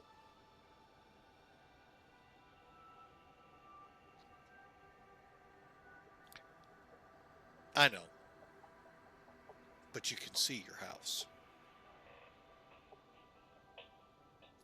So, dynamics and all, I'm sorry, you just not going to win with X-Plane, your argument against X-Plane. So, y'all can enjoy it. Right now, I can't see any scenery.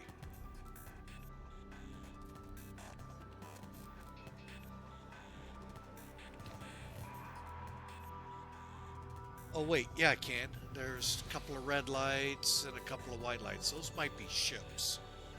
I just realized we're close to the coast, if not feet. Yeah, we're feet wet.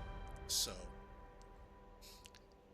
so that's how I came to be an X-Plane, and that's why you don't see that other sim on this stream, because I just won't fly it. I won't first spend the hundreds of dollars to get it running, to be dissatisfied with it. Oh, and they're about to update it, so another bunch of money. Plus, you got to upgrade the computers. And by the time an upgrade comes around to a sim in Microsoft, you spend over $2,000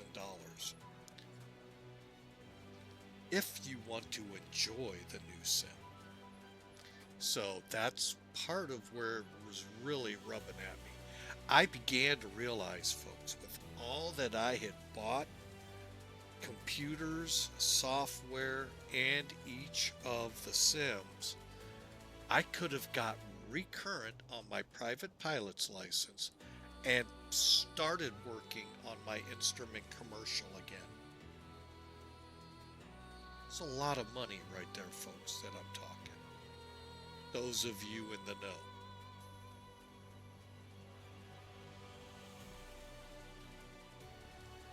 And God love X-Plane. Now I'm pretty sure when they're ready to go to X-Plane 13, at that point I probably will have to have had to look at a new computer.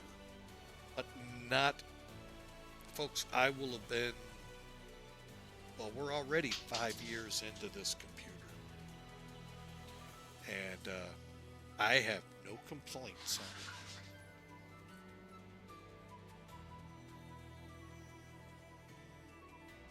Didn't have to upgrade anything other than pay for the new sim when it came out. A couple of aircraft you had to pay for because they were complete reworks. So, not to the extent the other world does.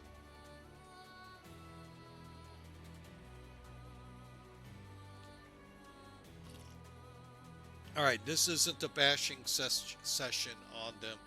Just giving you a little why I'm on X-Plane. So, and firmly staying. Now, VFR pilots, yeah, you all can actually benefit from what we've been talking about. Everyone else, no.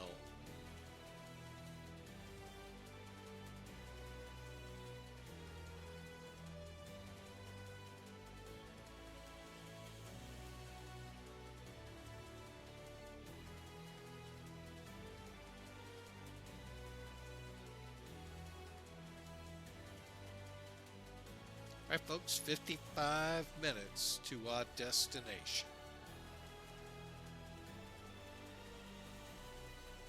Been flying, well, been pushed back hour and 10 minutes. So, we're on our way, folks. Was hoping to not be a night landing like last night, but it'll be what it'll be. So, enjoy it, folks. We're gonna have some fun. Make it a little easier to find the airport, that's for certain, because you just look for the lights. But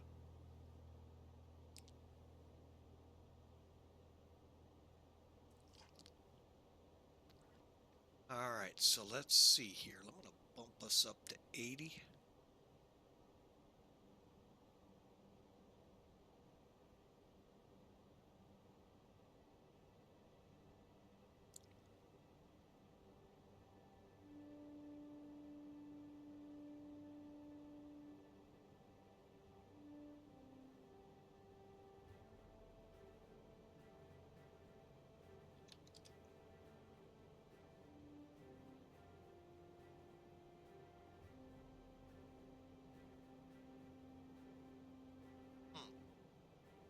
Seems like a lot of stuff doesn't want to work.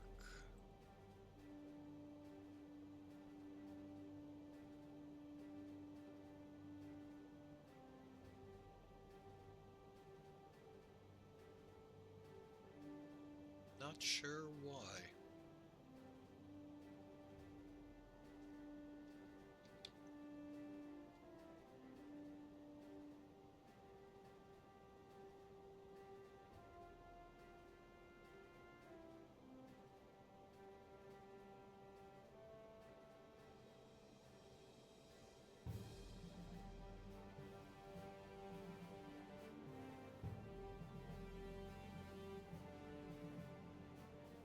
There it goes.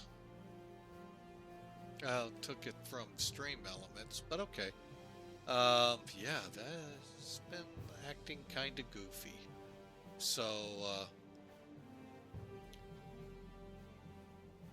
let's do a little search here, folks.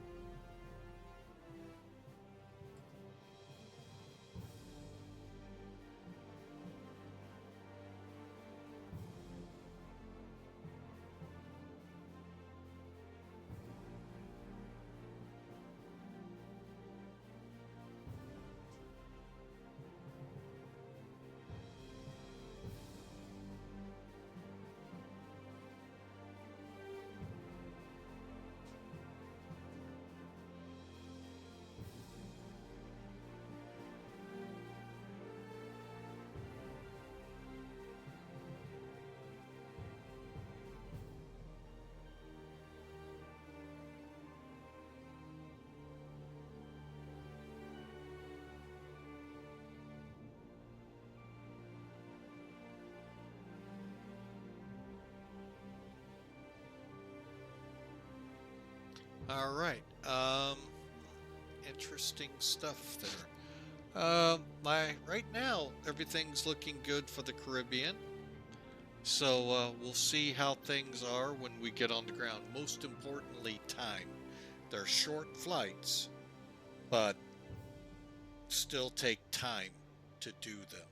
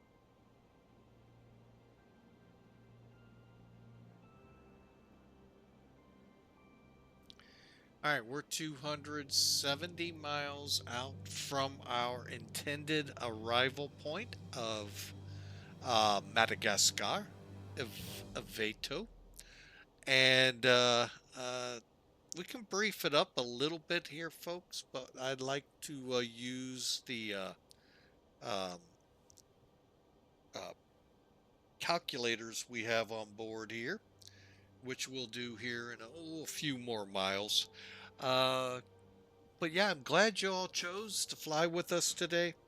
Um, I hope you're enjoying X-Plane 12. Granted, you can't see much, folks. It's dark. So, I hope you enjoy, though, this ToLiss A320. I'm sorry, correction, A319. And this is one thing I wish I had more control over, the lighting in here. way too bright for a flight like this. Let me see.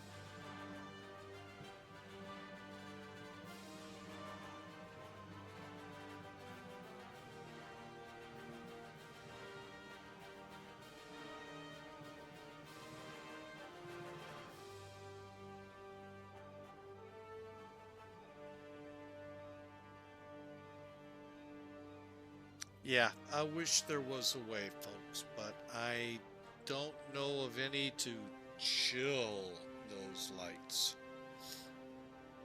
Oh wait, there may be one more.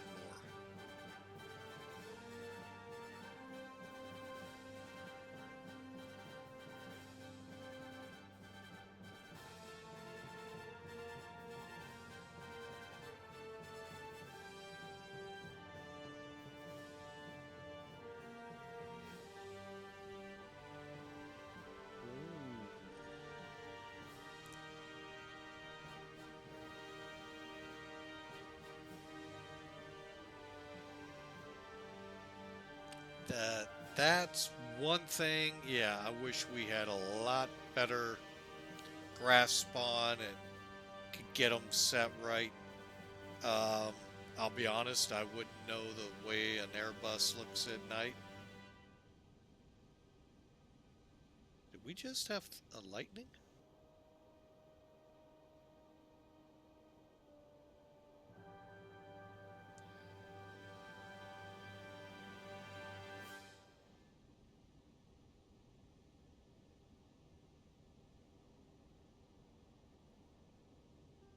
You would think auto would do auto better. The inflatable doll needs to be blown up. But anyway, oh well.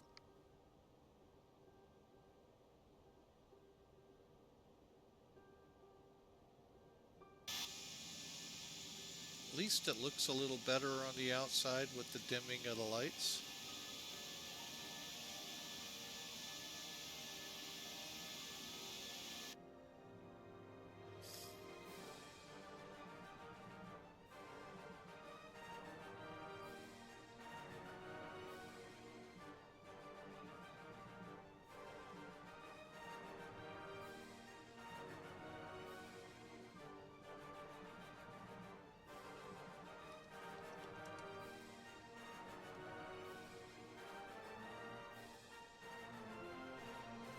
All right, folks, we're looking at winds of 150 at 8.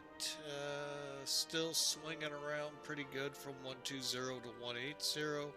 Got a few clouds to deal with at 2016 degrees outside, so not a bad arrival coming into us.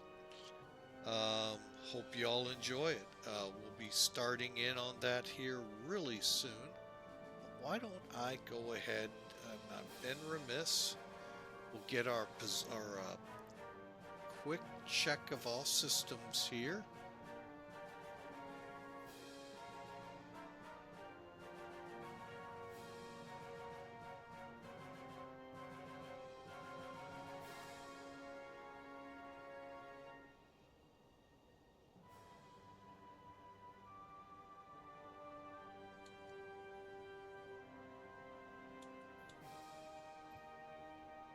Or just balancing the fuel tanks. Now, ToLiss goes a lot faster than Flight Factor, so be ready for that. Don't necessarily let your gaze off it too long. Because as you can see, some of it does wash its way into the tanks.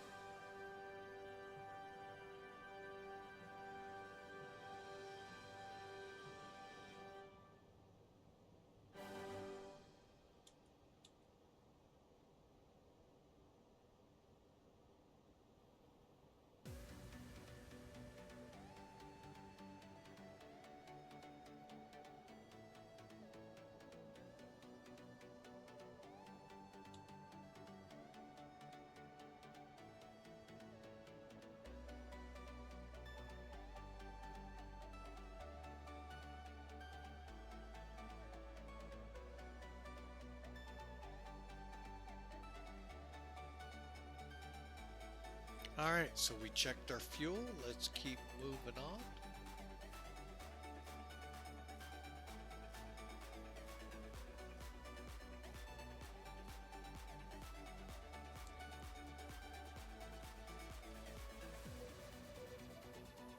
All right, back to normal. All right, and pilots normally do that about every 30 minutes in the flight,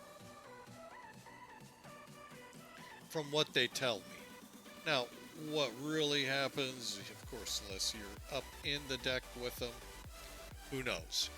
But anyway, we're looking pretty good, folks. We're now still over 200 miles out from top of descent. About 300 something for the actual airport.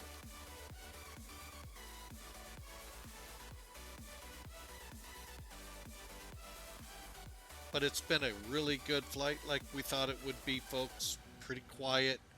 There's not a whole lot of traffic that ever comes down into this area. Um,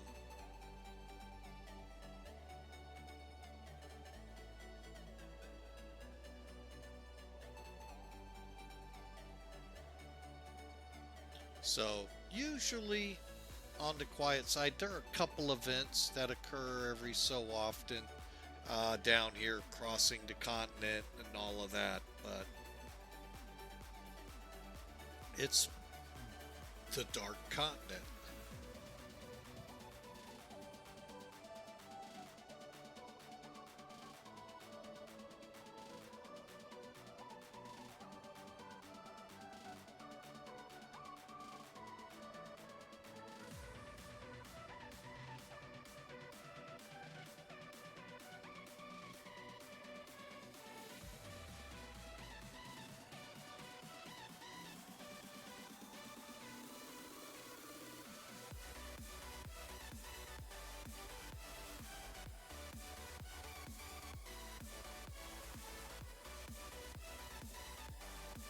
Alright, folks, just kind of enjoy the music as we roll on to Madagascar.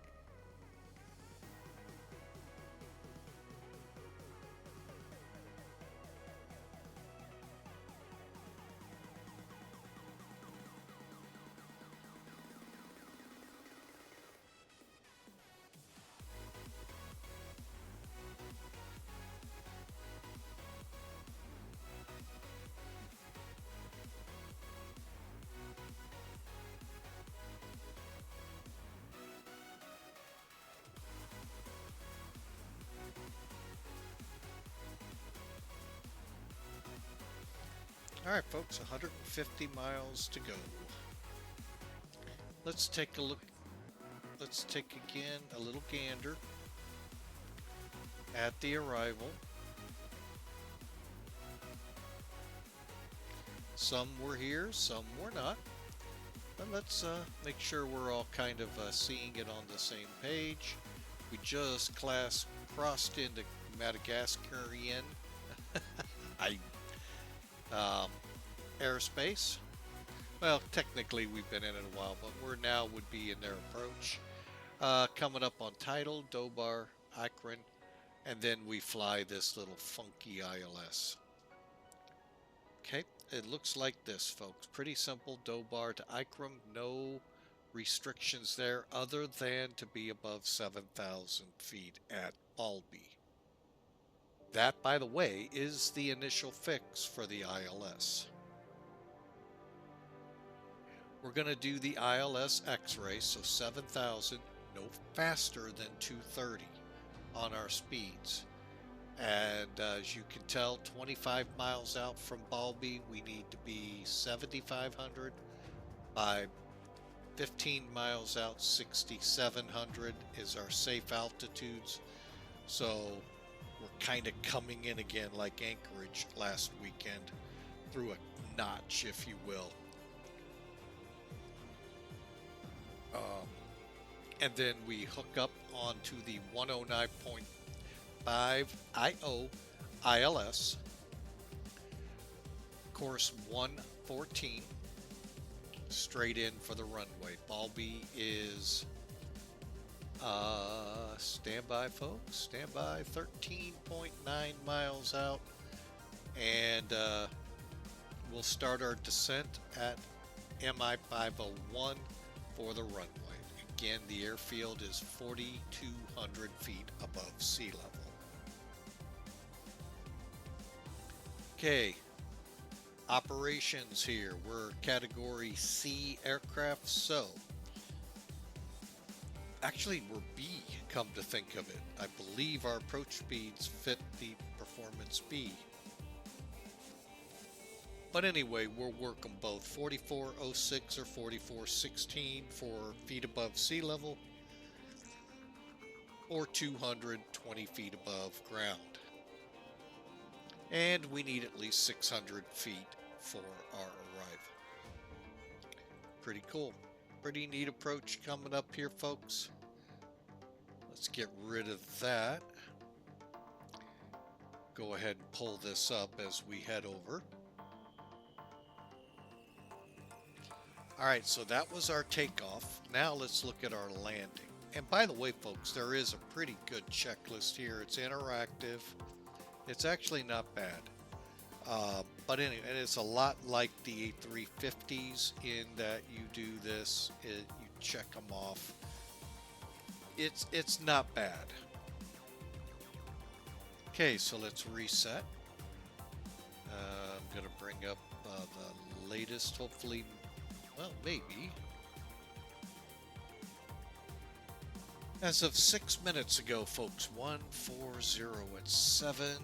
Good. 20, correction, 16 degrees, and a QNH of 30. Cool. Dry runway, anti-ice will stay off. We got a 10,000 foot runway. So let's see what low brakes will do.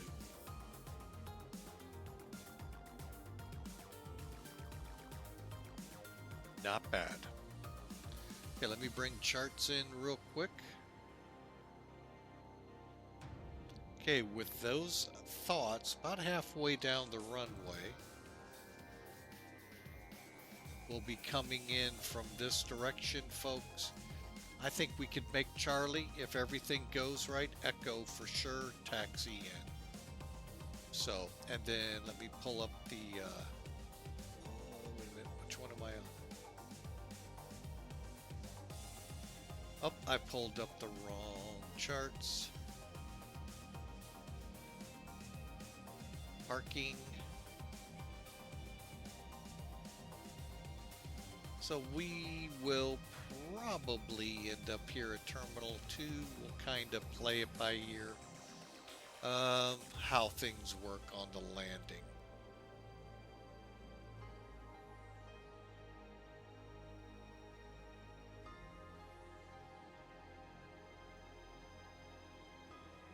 So about halfway down the runway. I think we'll go with it. Most importantly though, our approach speed, 128. So that's going to put our landing probably roughly 124, 3 or 4. We'll get a better number here as we get closer.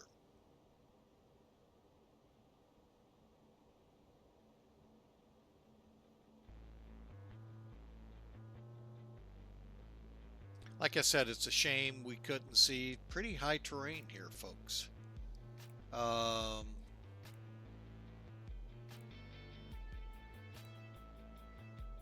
Minimum safe altitudes through here are about 6,500 for the most part. So yeah, it's you know, there's some pretty good terrain through Madagascar. So pretty much top to bottom. So, and we're landing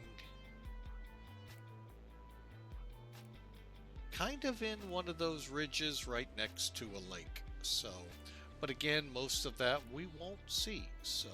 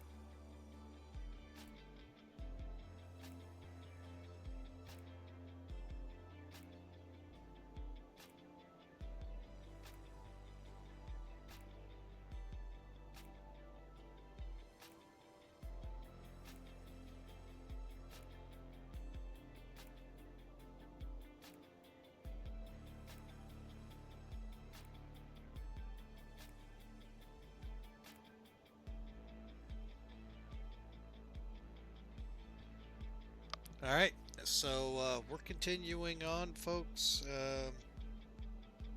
Top of descent now. 80 miles out. So it's pretty safe now. We can put the data in. All right. So let's go next phase. QNH.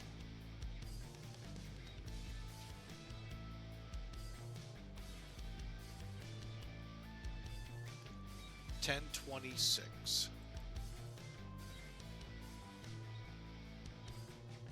Air temperature 16.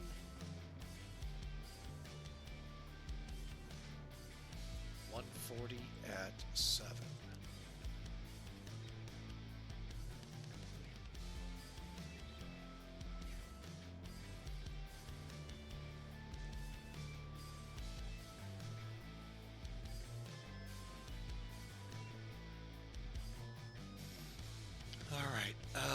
We'll go with 220 to be safe.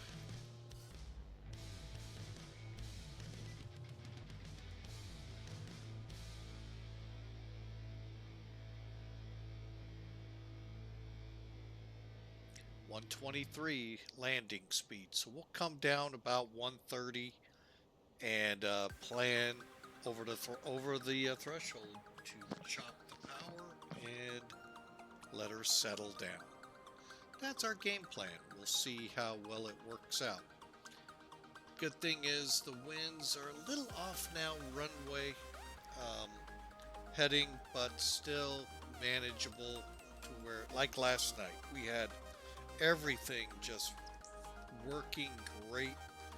Um, I'm hoping for the same tonight, as long as we remember the landing gear. So,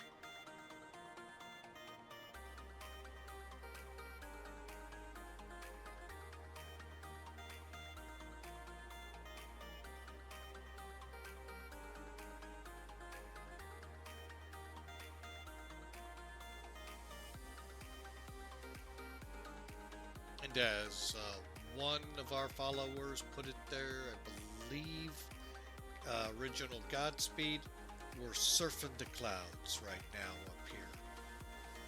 Although, if I went out, we wouldn't see it. So, but you can kind of see some haze on the screen, hopefully. Like I said, folks, my intention was sunset. And, well, the sunset, just was hoping for it setting on the arrival. Oh well, can't have it all.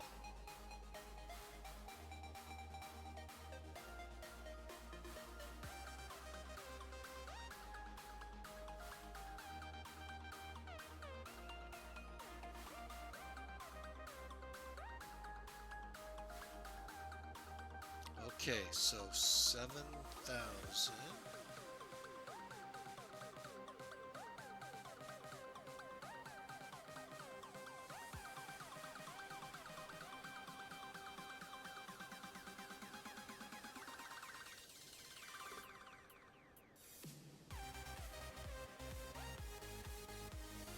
Okay, so we got to get down to 7,000 by Balby, and then hold that until MI 501 when we can finally start down the instrument landing system, ILS.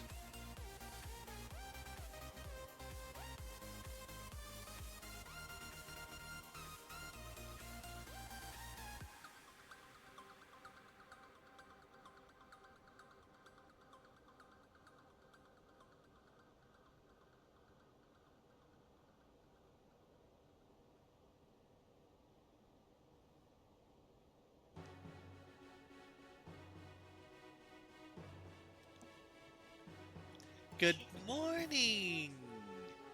Our first officer decided to join us today. How are you?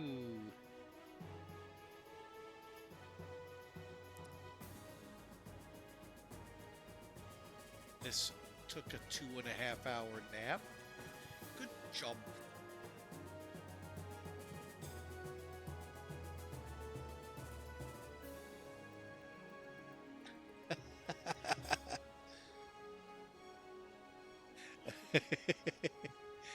Good job.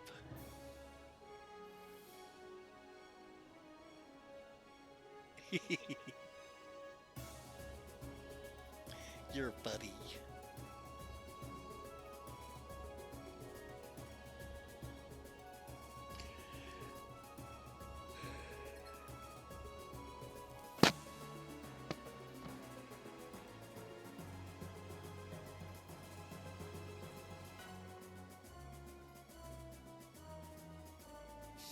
All right, folks, we're coming up on top of descent as denoted right here.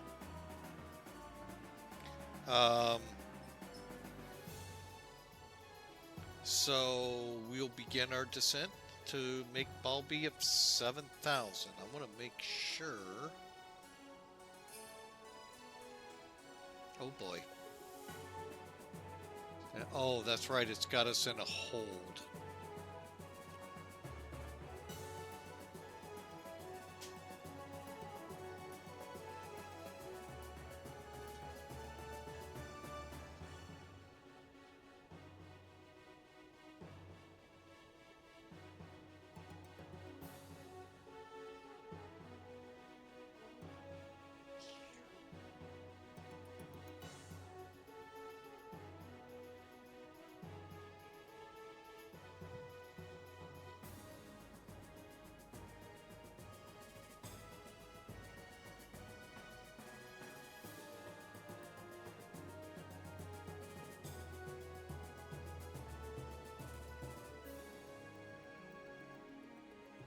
All right, folks, we are descending per the charts, and hopefully we'll make 7,000 by Balby. I'm a little skeptical right now because of seeing that 13,000 feet.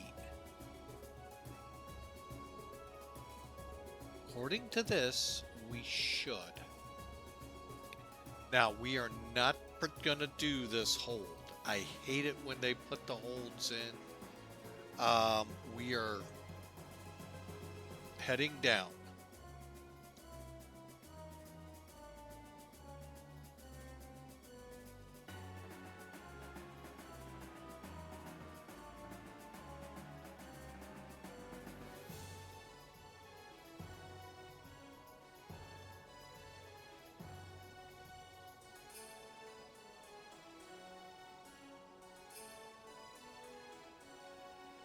All right, folks, and while we descend, I will be right back. Gonna stretch my legs real quick and use the restroom. Be right back.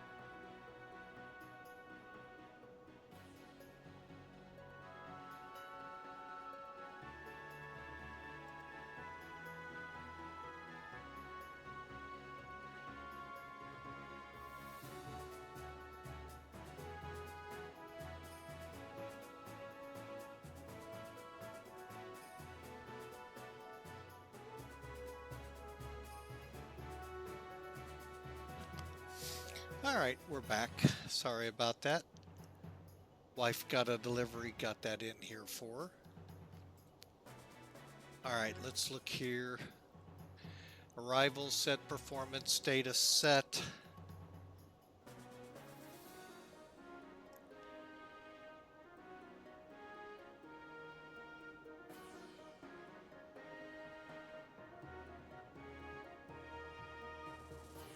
Always forget. It's been a while since I've flown ToLiss.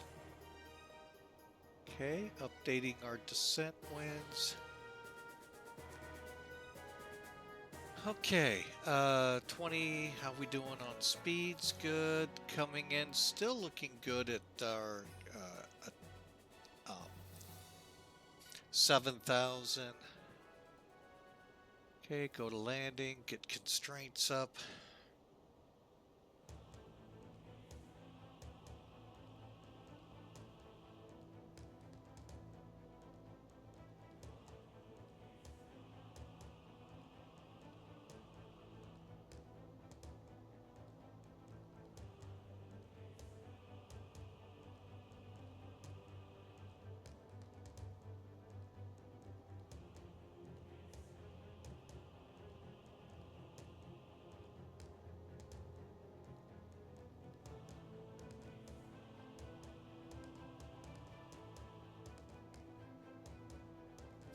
All right, folks, we are getting in there. We're gonna make our first constraint.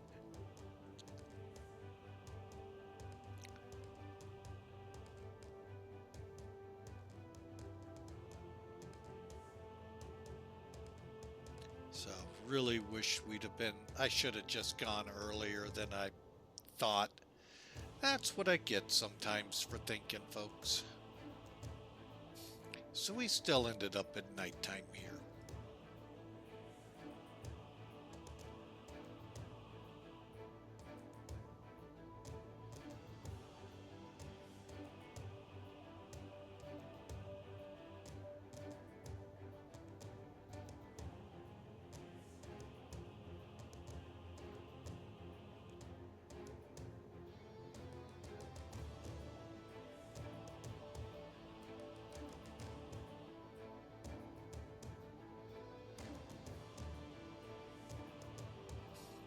All right, we said low on the brakes.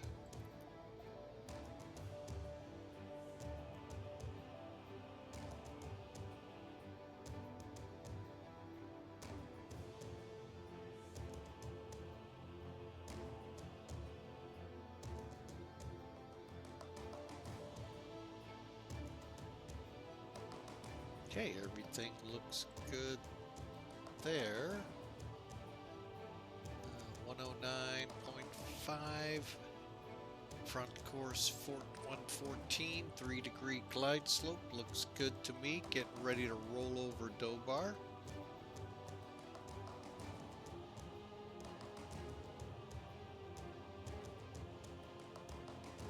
Now, folks, if you really wanted to dim down, you can even dim down these screens. Not sure why.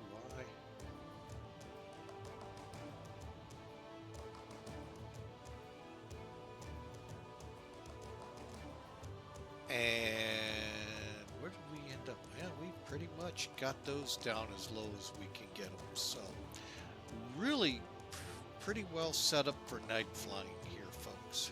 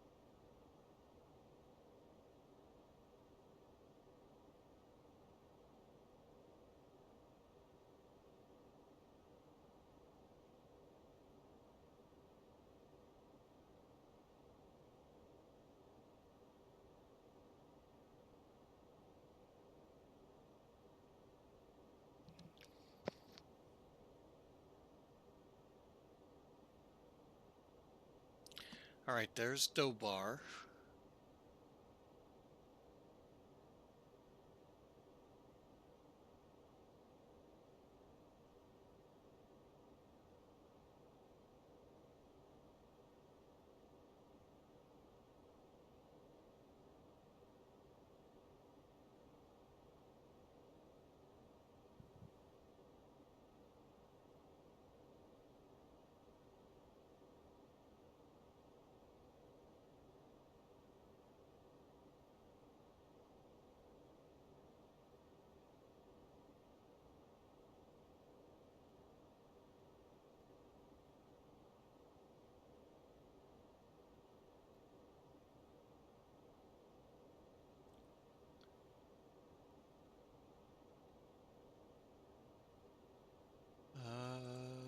Transition here. Let's go with 8,000.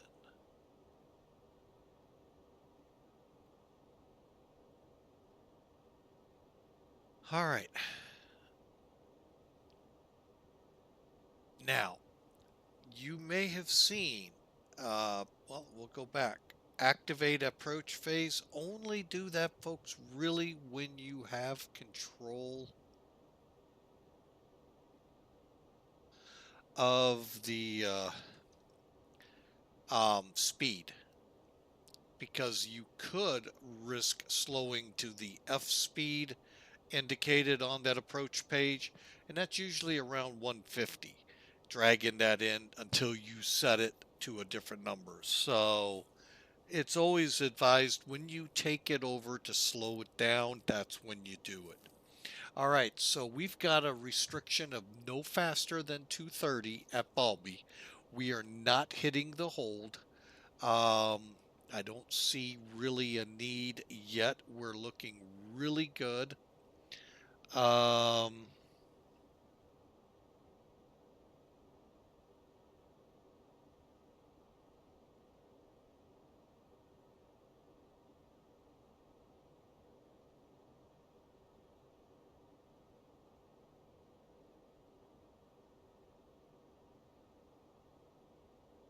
how's the terrain look? Looks good. Okay.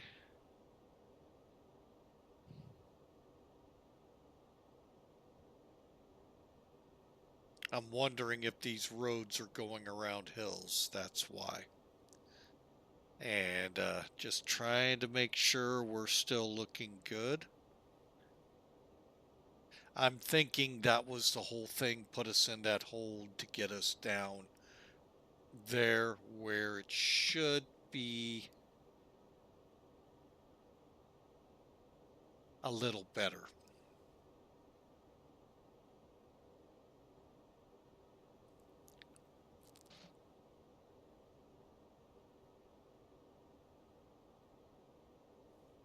Wouldn't be surprised if the lights in the distance are the city we're headed to. Now, where the airport is, I don't see that yet.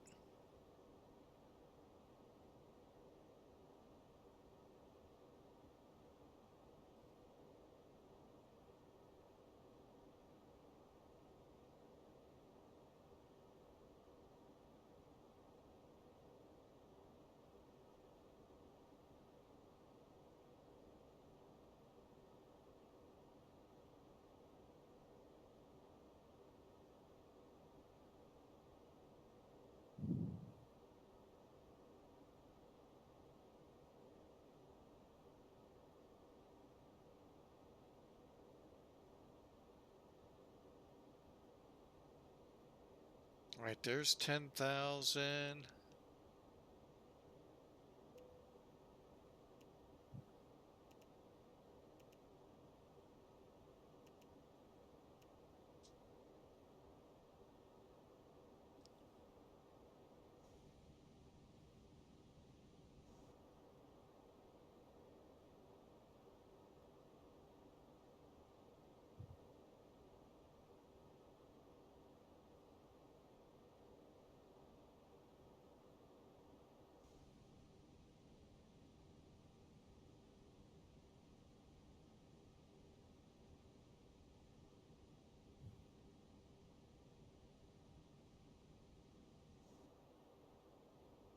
I think we're still kinda high here.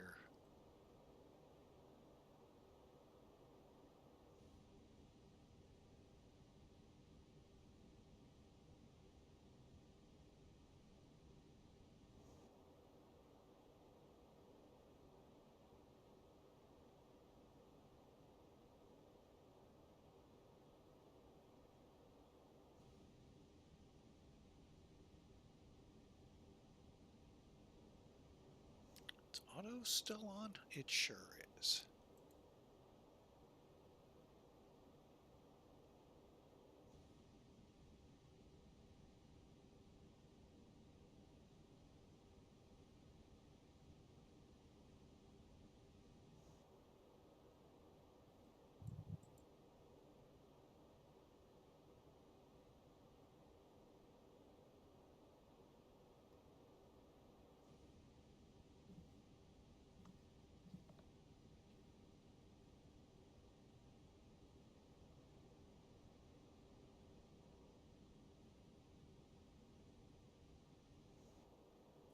All right, I think I got an airport in sight, folks. Let's slow this beastie down.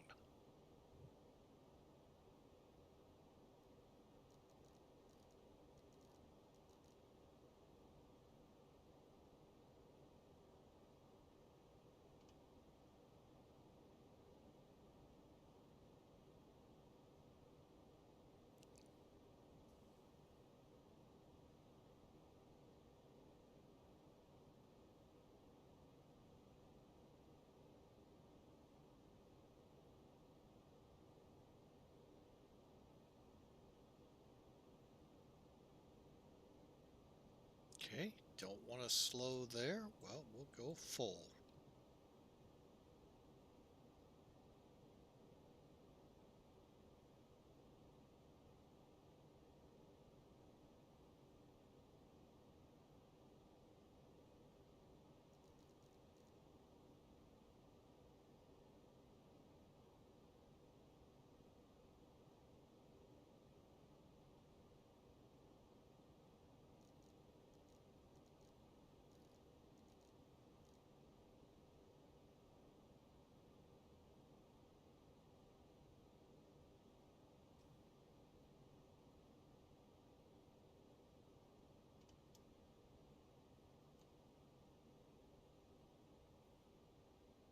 Okay, there's the airport, folks, in sight. So we've got about a 16 mile, did we say final? 14 mile coming up when we come on board.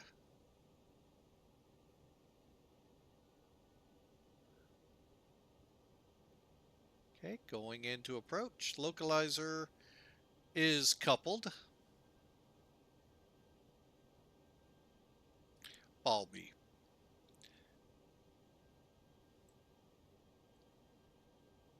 Ivato traffic, South African 572. Balby, 13 mile final 411.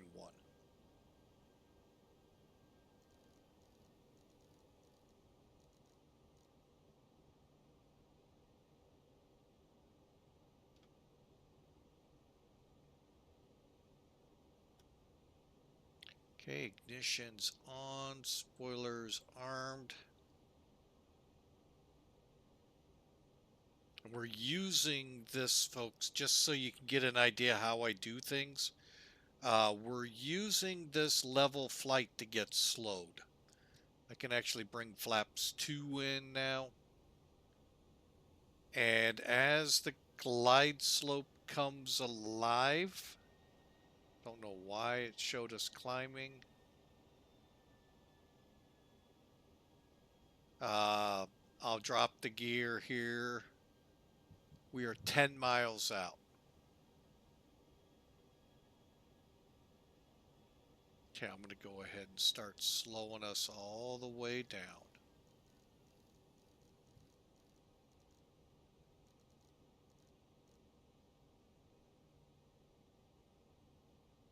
Okay, and we are now on the glide path. Here comes the gear.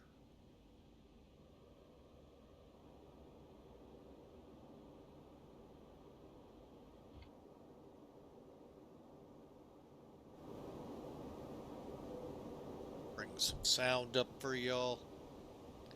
Flaps 3. Spoilers, double check our armed gear. Let's go flaps 4. Gears down, 3 green. 2,500. And like yesterday, my plane.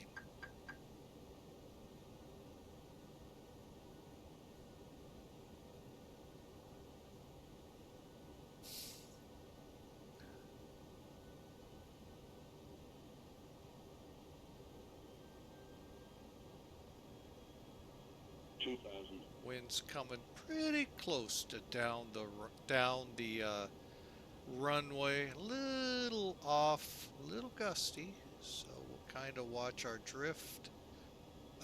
Cabin's ready, so what we'll do here real quick.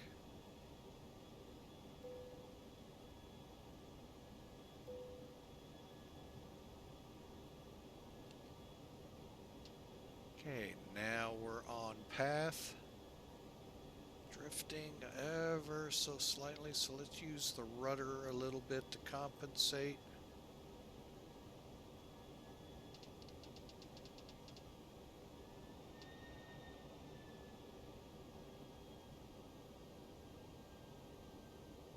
Okay, get us good angle. Trying to compensate for that 11 knot wind. Couple kicks of the trim. Okay, we're getting below.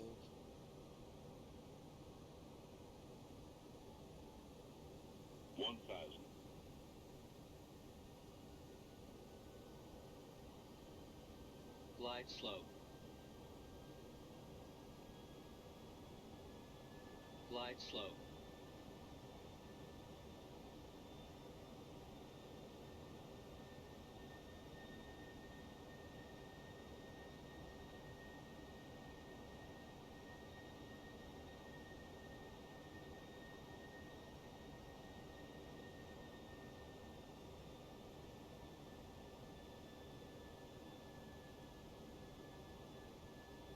Okay, we're stable. I'm just trying to make it hit that center line.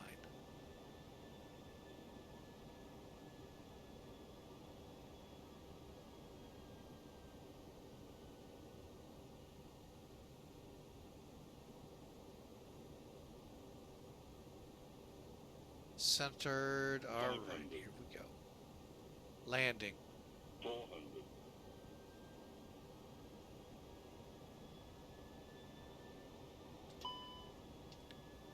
For those curious,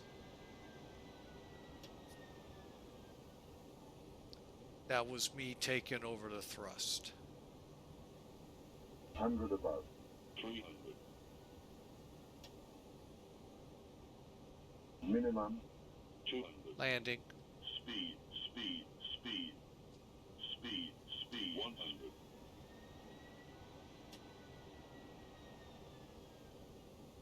50. 40. 30. 20. Retard. 10. 5.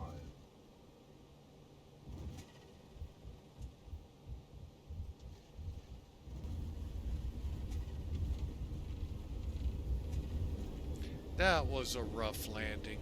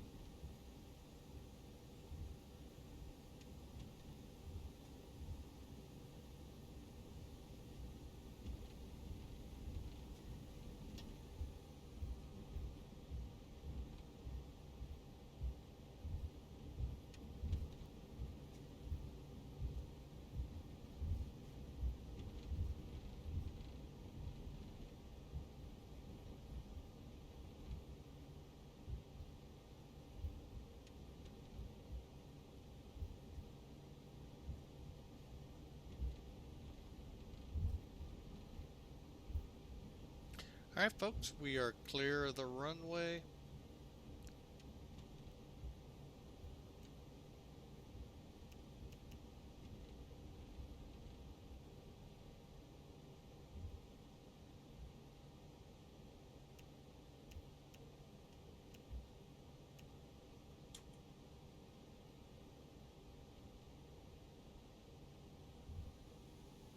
All right, there's Terminal 2, and Terminal 1 is over there. All right.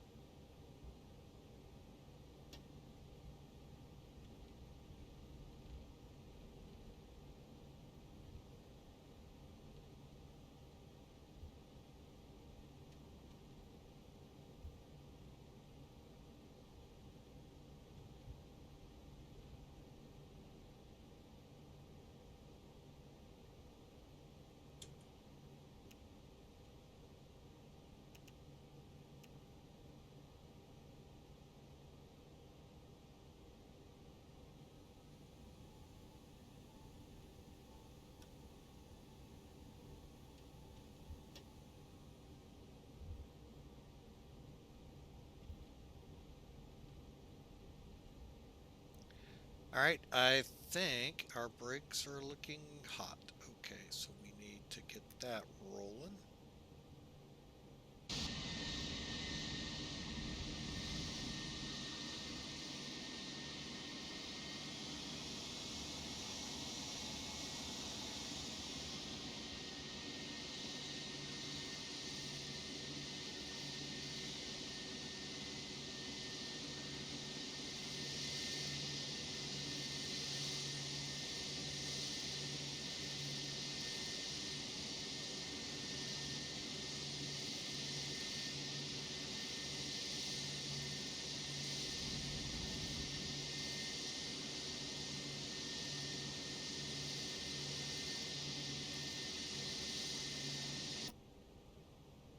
Okay, brakes are set and verified.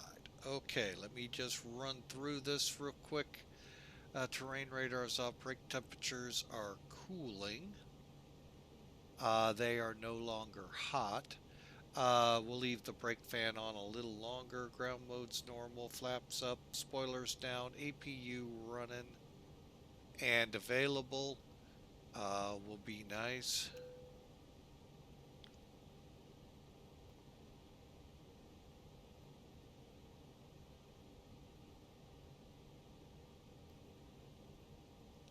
All right, I think we're ready to shut them down.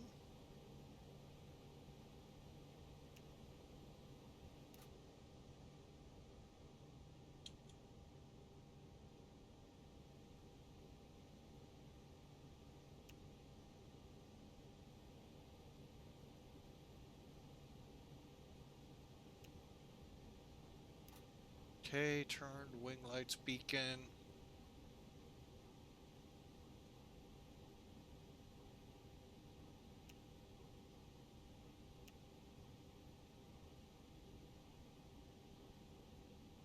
Okay, everything appears off. And head up top here to the fuel pumps.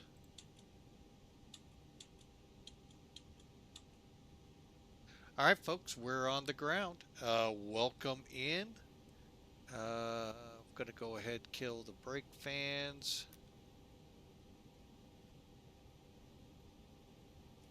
And put in the chocks.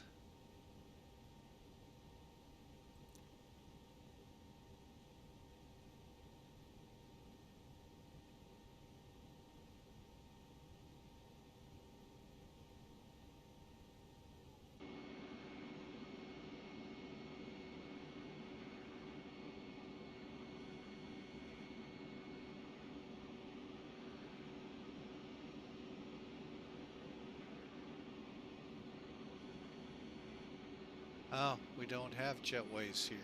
Okay.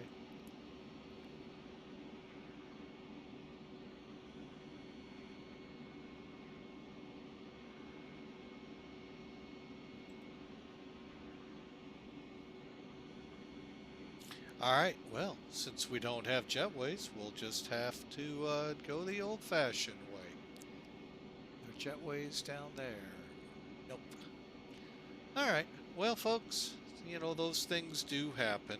All right, so let's look over this flight, shall we?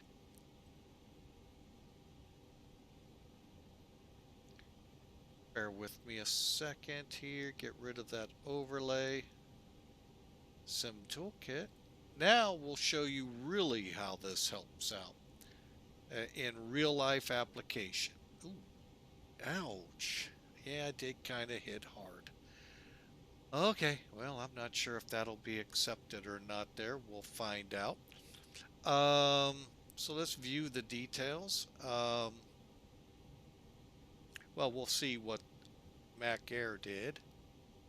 Really? It'll get accepted. It bounced. I think they take the last bounce. That's awesome. All right, 215 feet a minute. And you're going, what? This one says, yeah, I know. Um, we're not going to really get a good view outside the aircraft, but we were 2,150 feet down the runway, 3 feet off the center line. You can see how that, now this is a really good runway to work off of. But, you know, all the runways, folks, you get the feel of what you did. Now, I think I kept the power, I think, up a little too long. I kept hearing watch your speed, speed, speed, speed. It triggered me to up it, and that caused the little float, and then we came down. Those are things you pick up with this. Pitch 9 degrees, 121's a little slow. We were supposed to be 123, so that's part of what caused it. Oh well, they'll be out doing their hard landing checks, folks, and be ready for the next flight. All right, so, oh, I just closed it.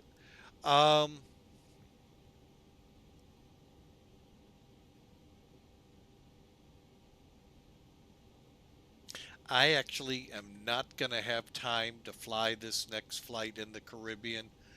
Um, yeah, just even though they're 20, 30-minute flights, folks, um, we're just not going to have time to be able to make what we're planning for dinner tonight.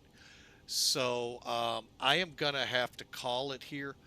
I am planning to try to fly something maybe tomorrow.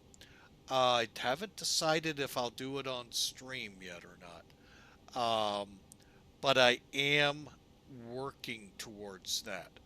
But it's quite a long flight. So um, that's why I'm not certain we'll be able to. But anyway, let's get outside, take a look at it while we're here. Boy, it's really nice here to see it. It's just a shame it wouldn't be like that out on the runway. So, but anyway, folks, we've had a blast flying this today uh, from Malawi over to Madagascar. So, for now, folks, I hope you all have a great night and be safe this weekend, folks. We like to see you next week. By the way, I'm almost finished with next week's schedule. Couple things I got to check on and look at to finalize, but we're looking pretty good already for next week. We'll have it posted by Sunday. So for now, folks, y'all have a great night. God bless you all. We'll see you maybe tomorrow, but for sure Monday.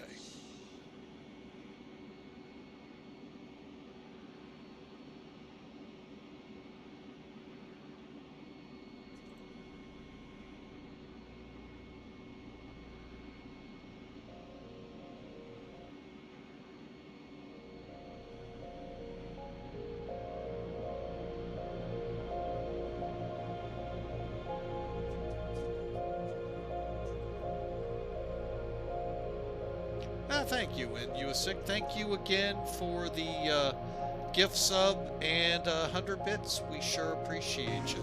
We're gonna look for someone to hand this off to. I'd hate to not do that today.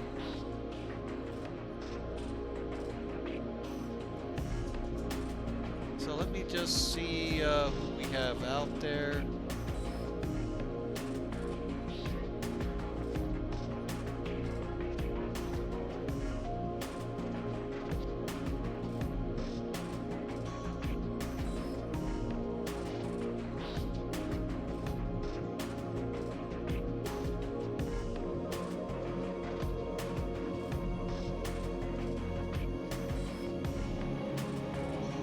I'm just not seeing anyone, folks. So we'll just call it a night, folks. I hope you all have a great day. God bless.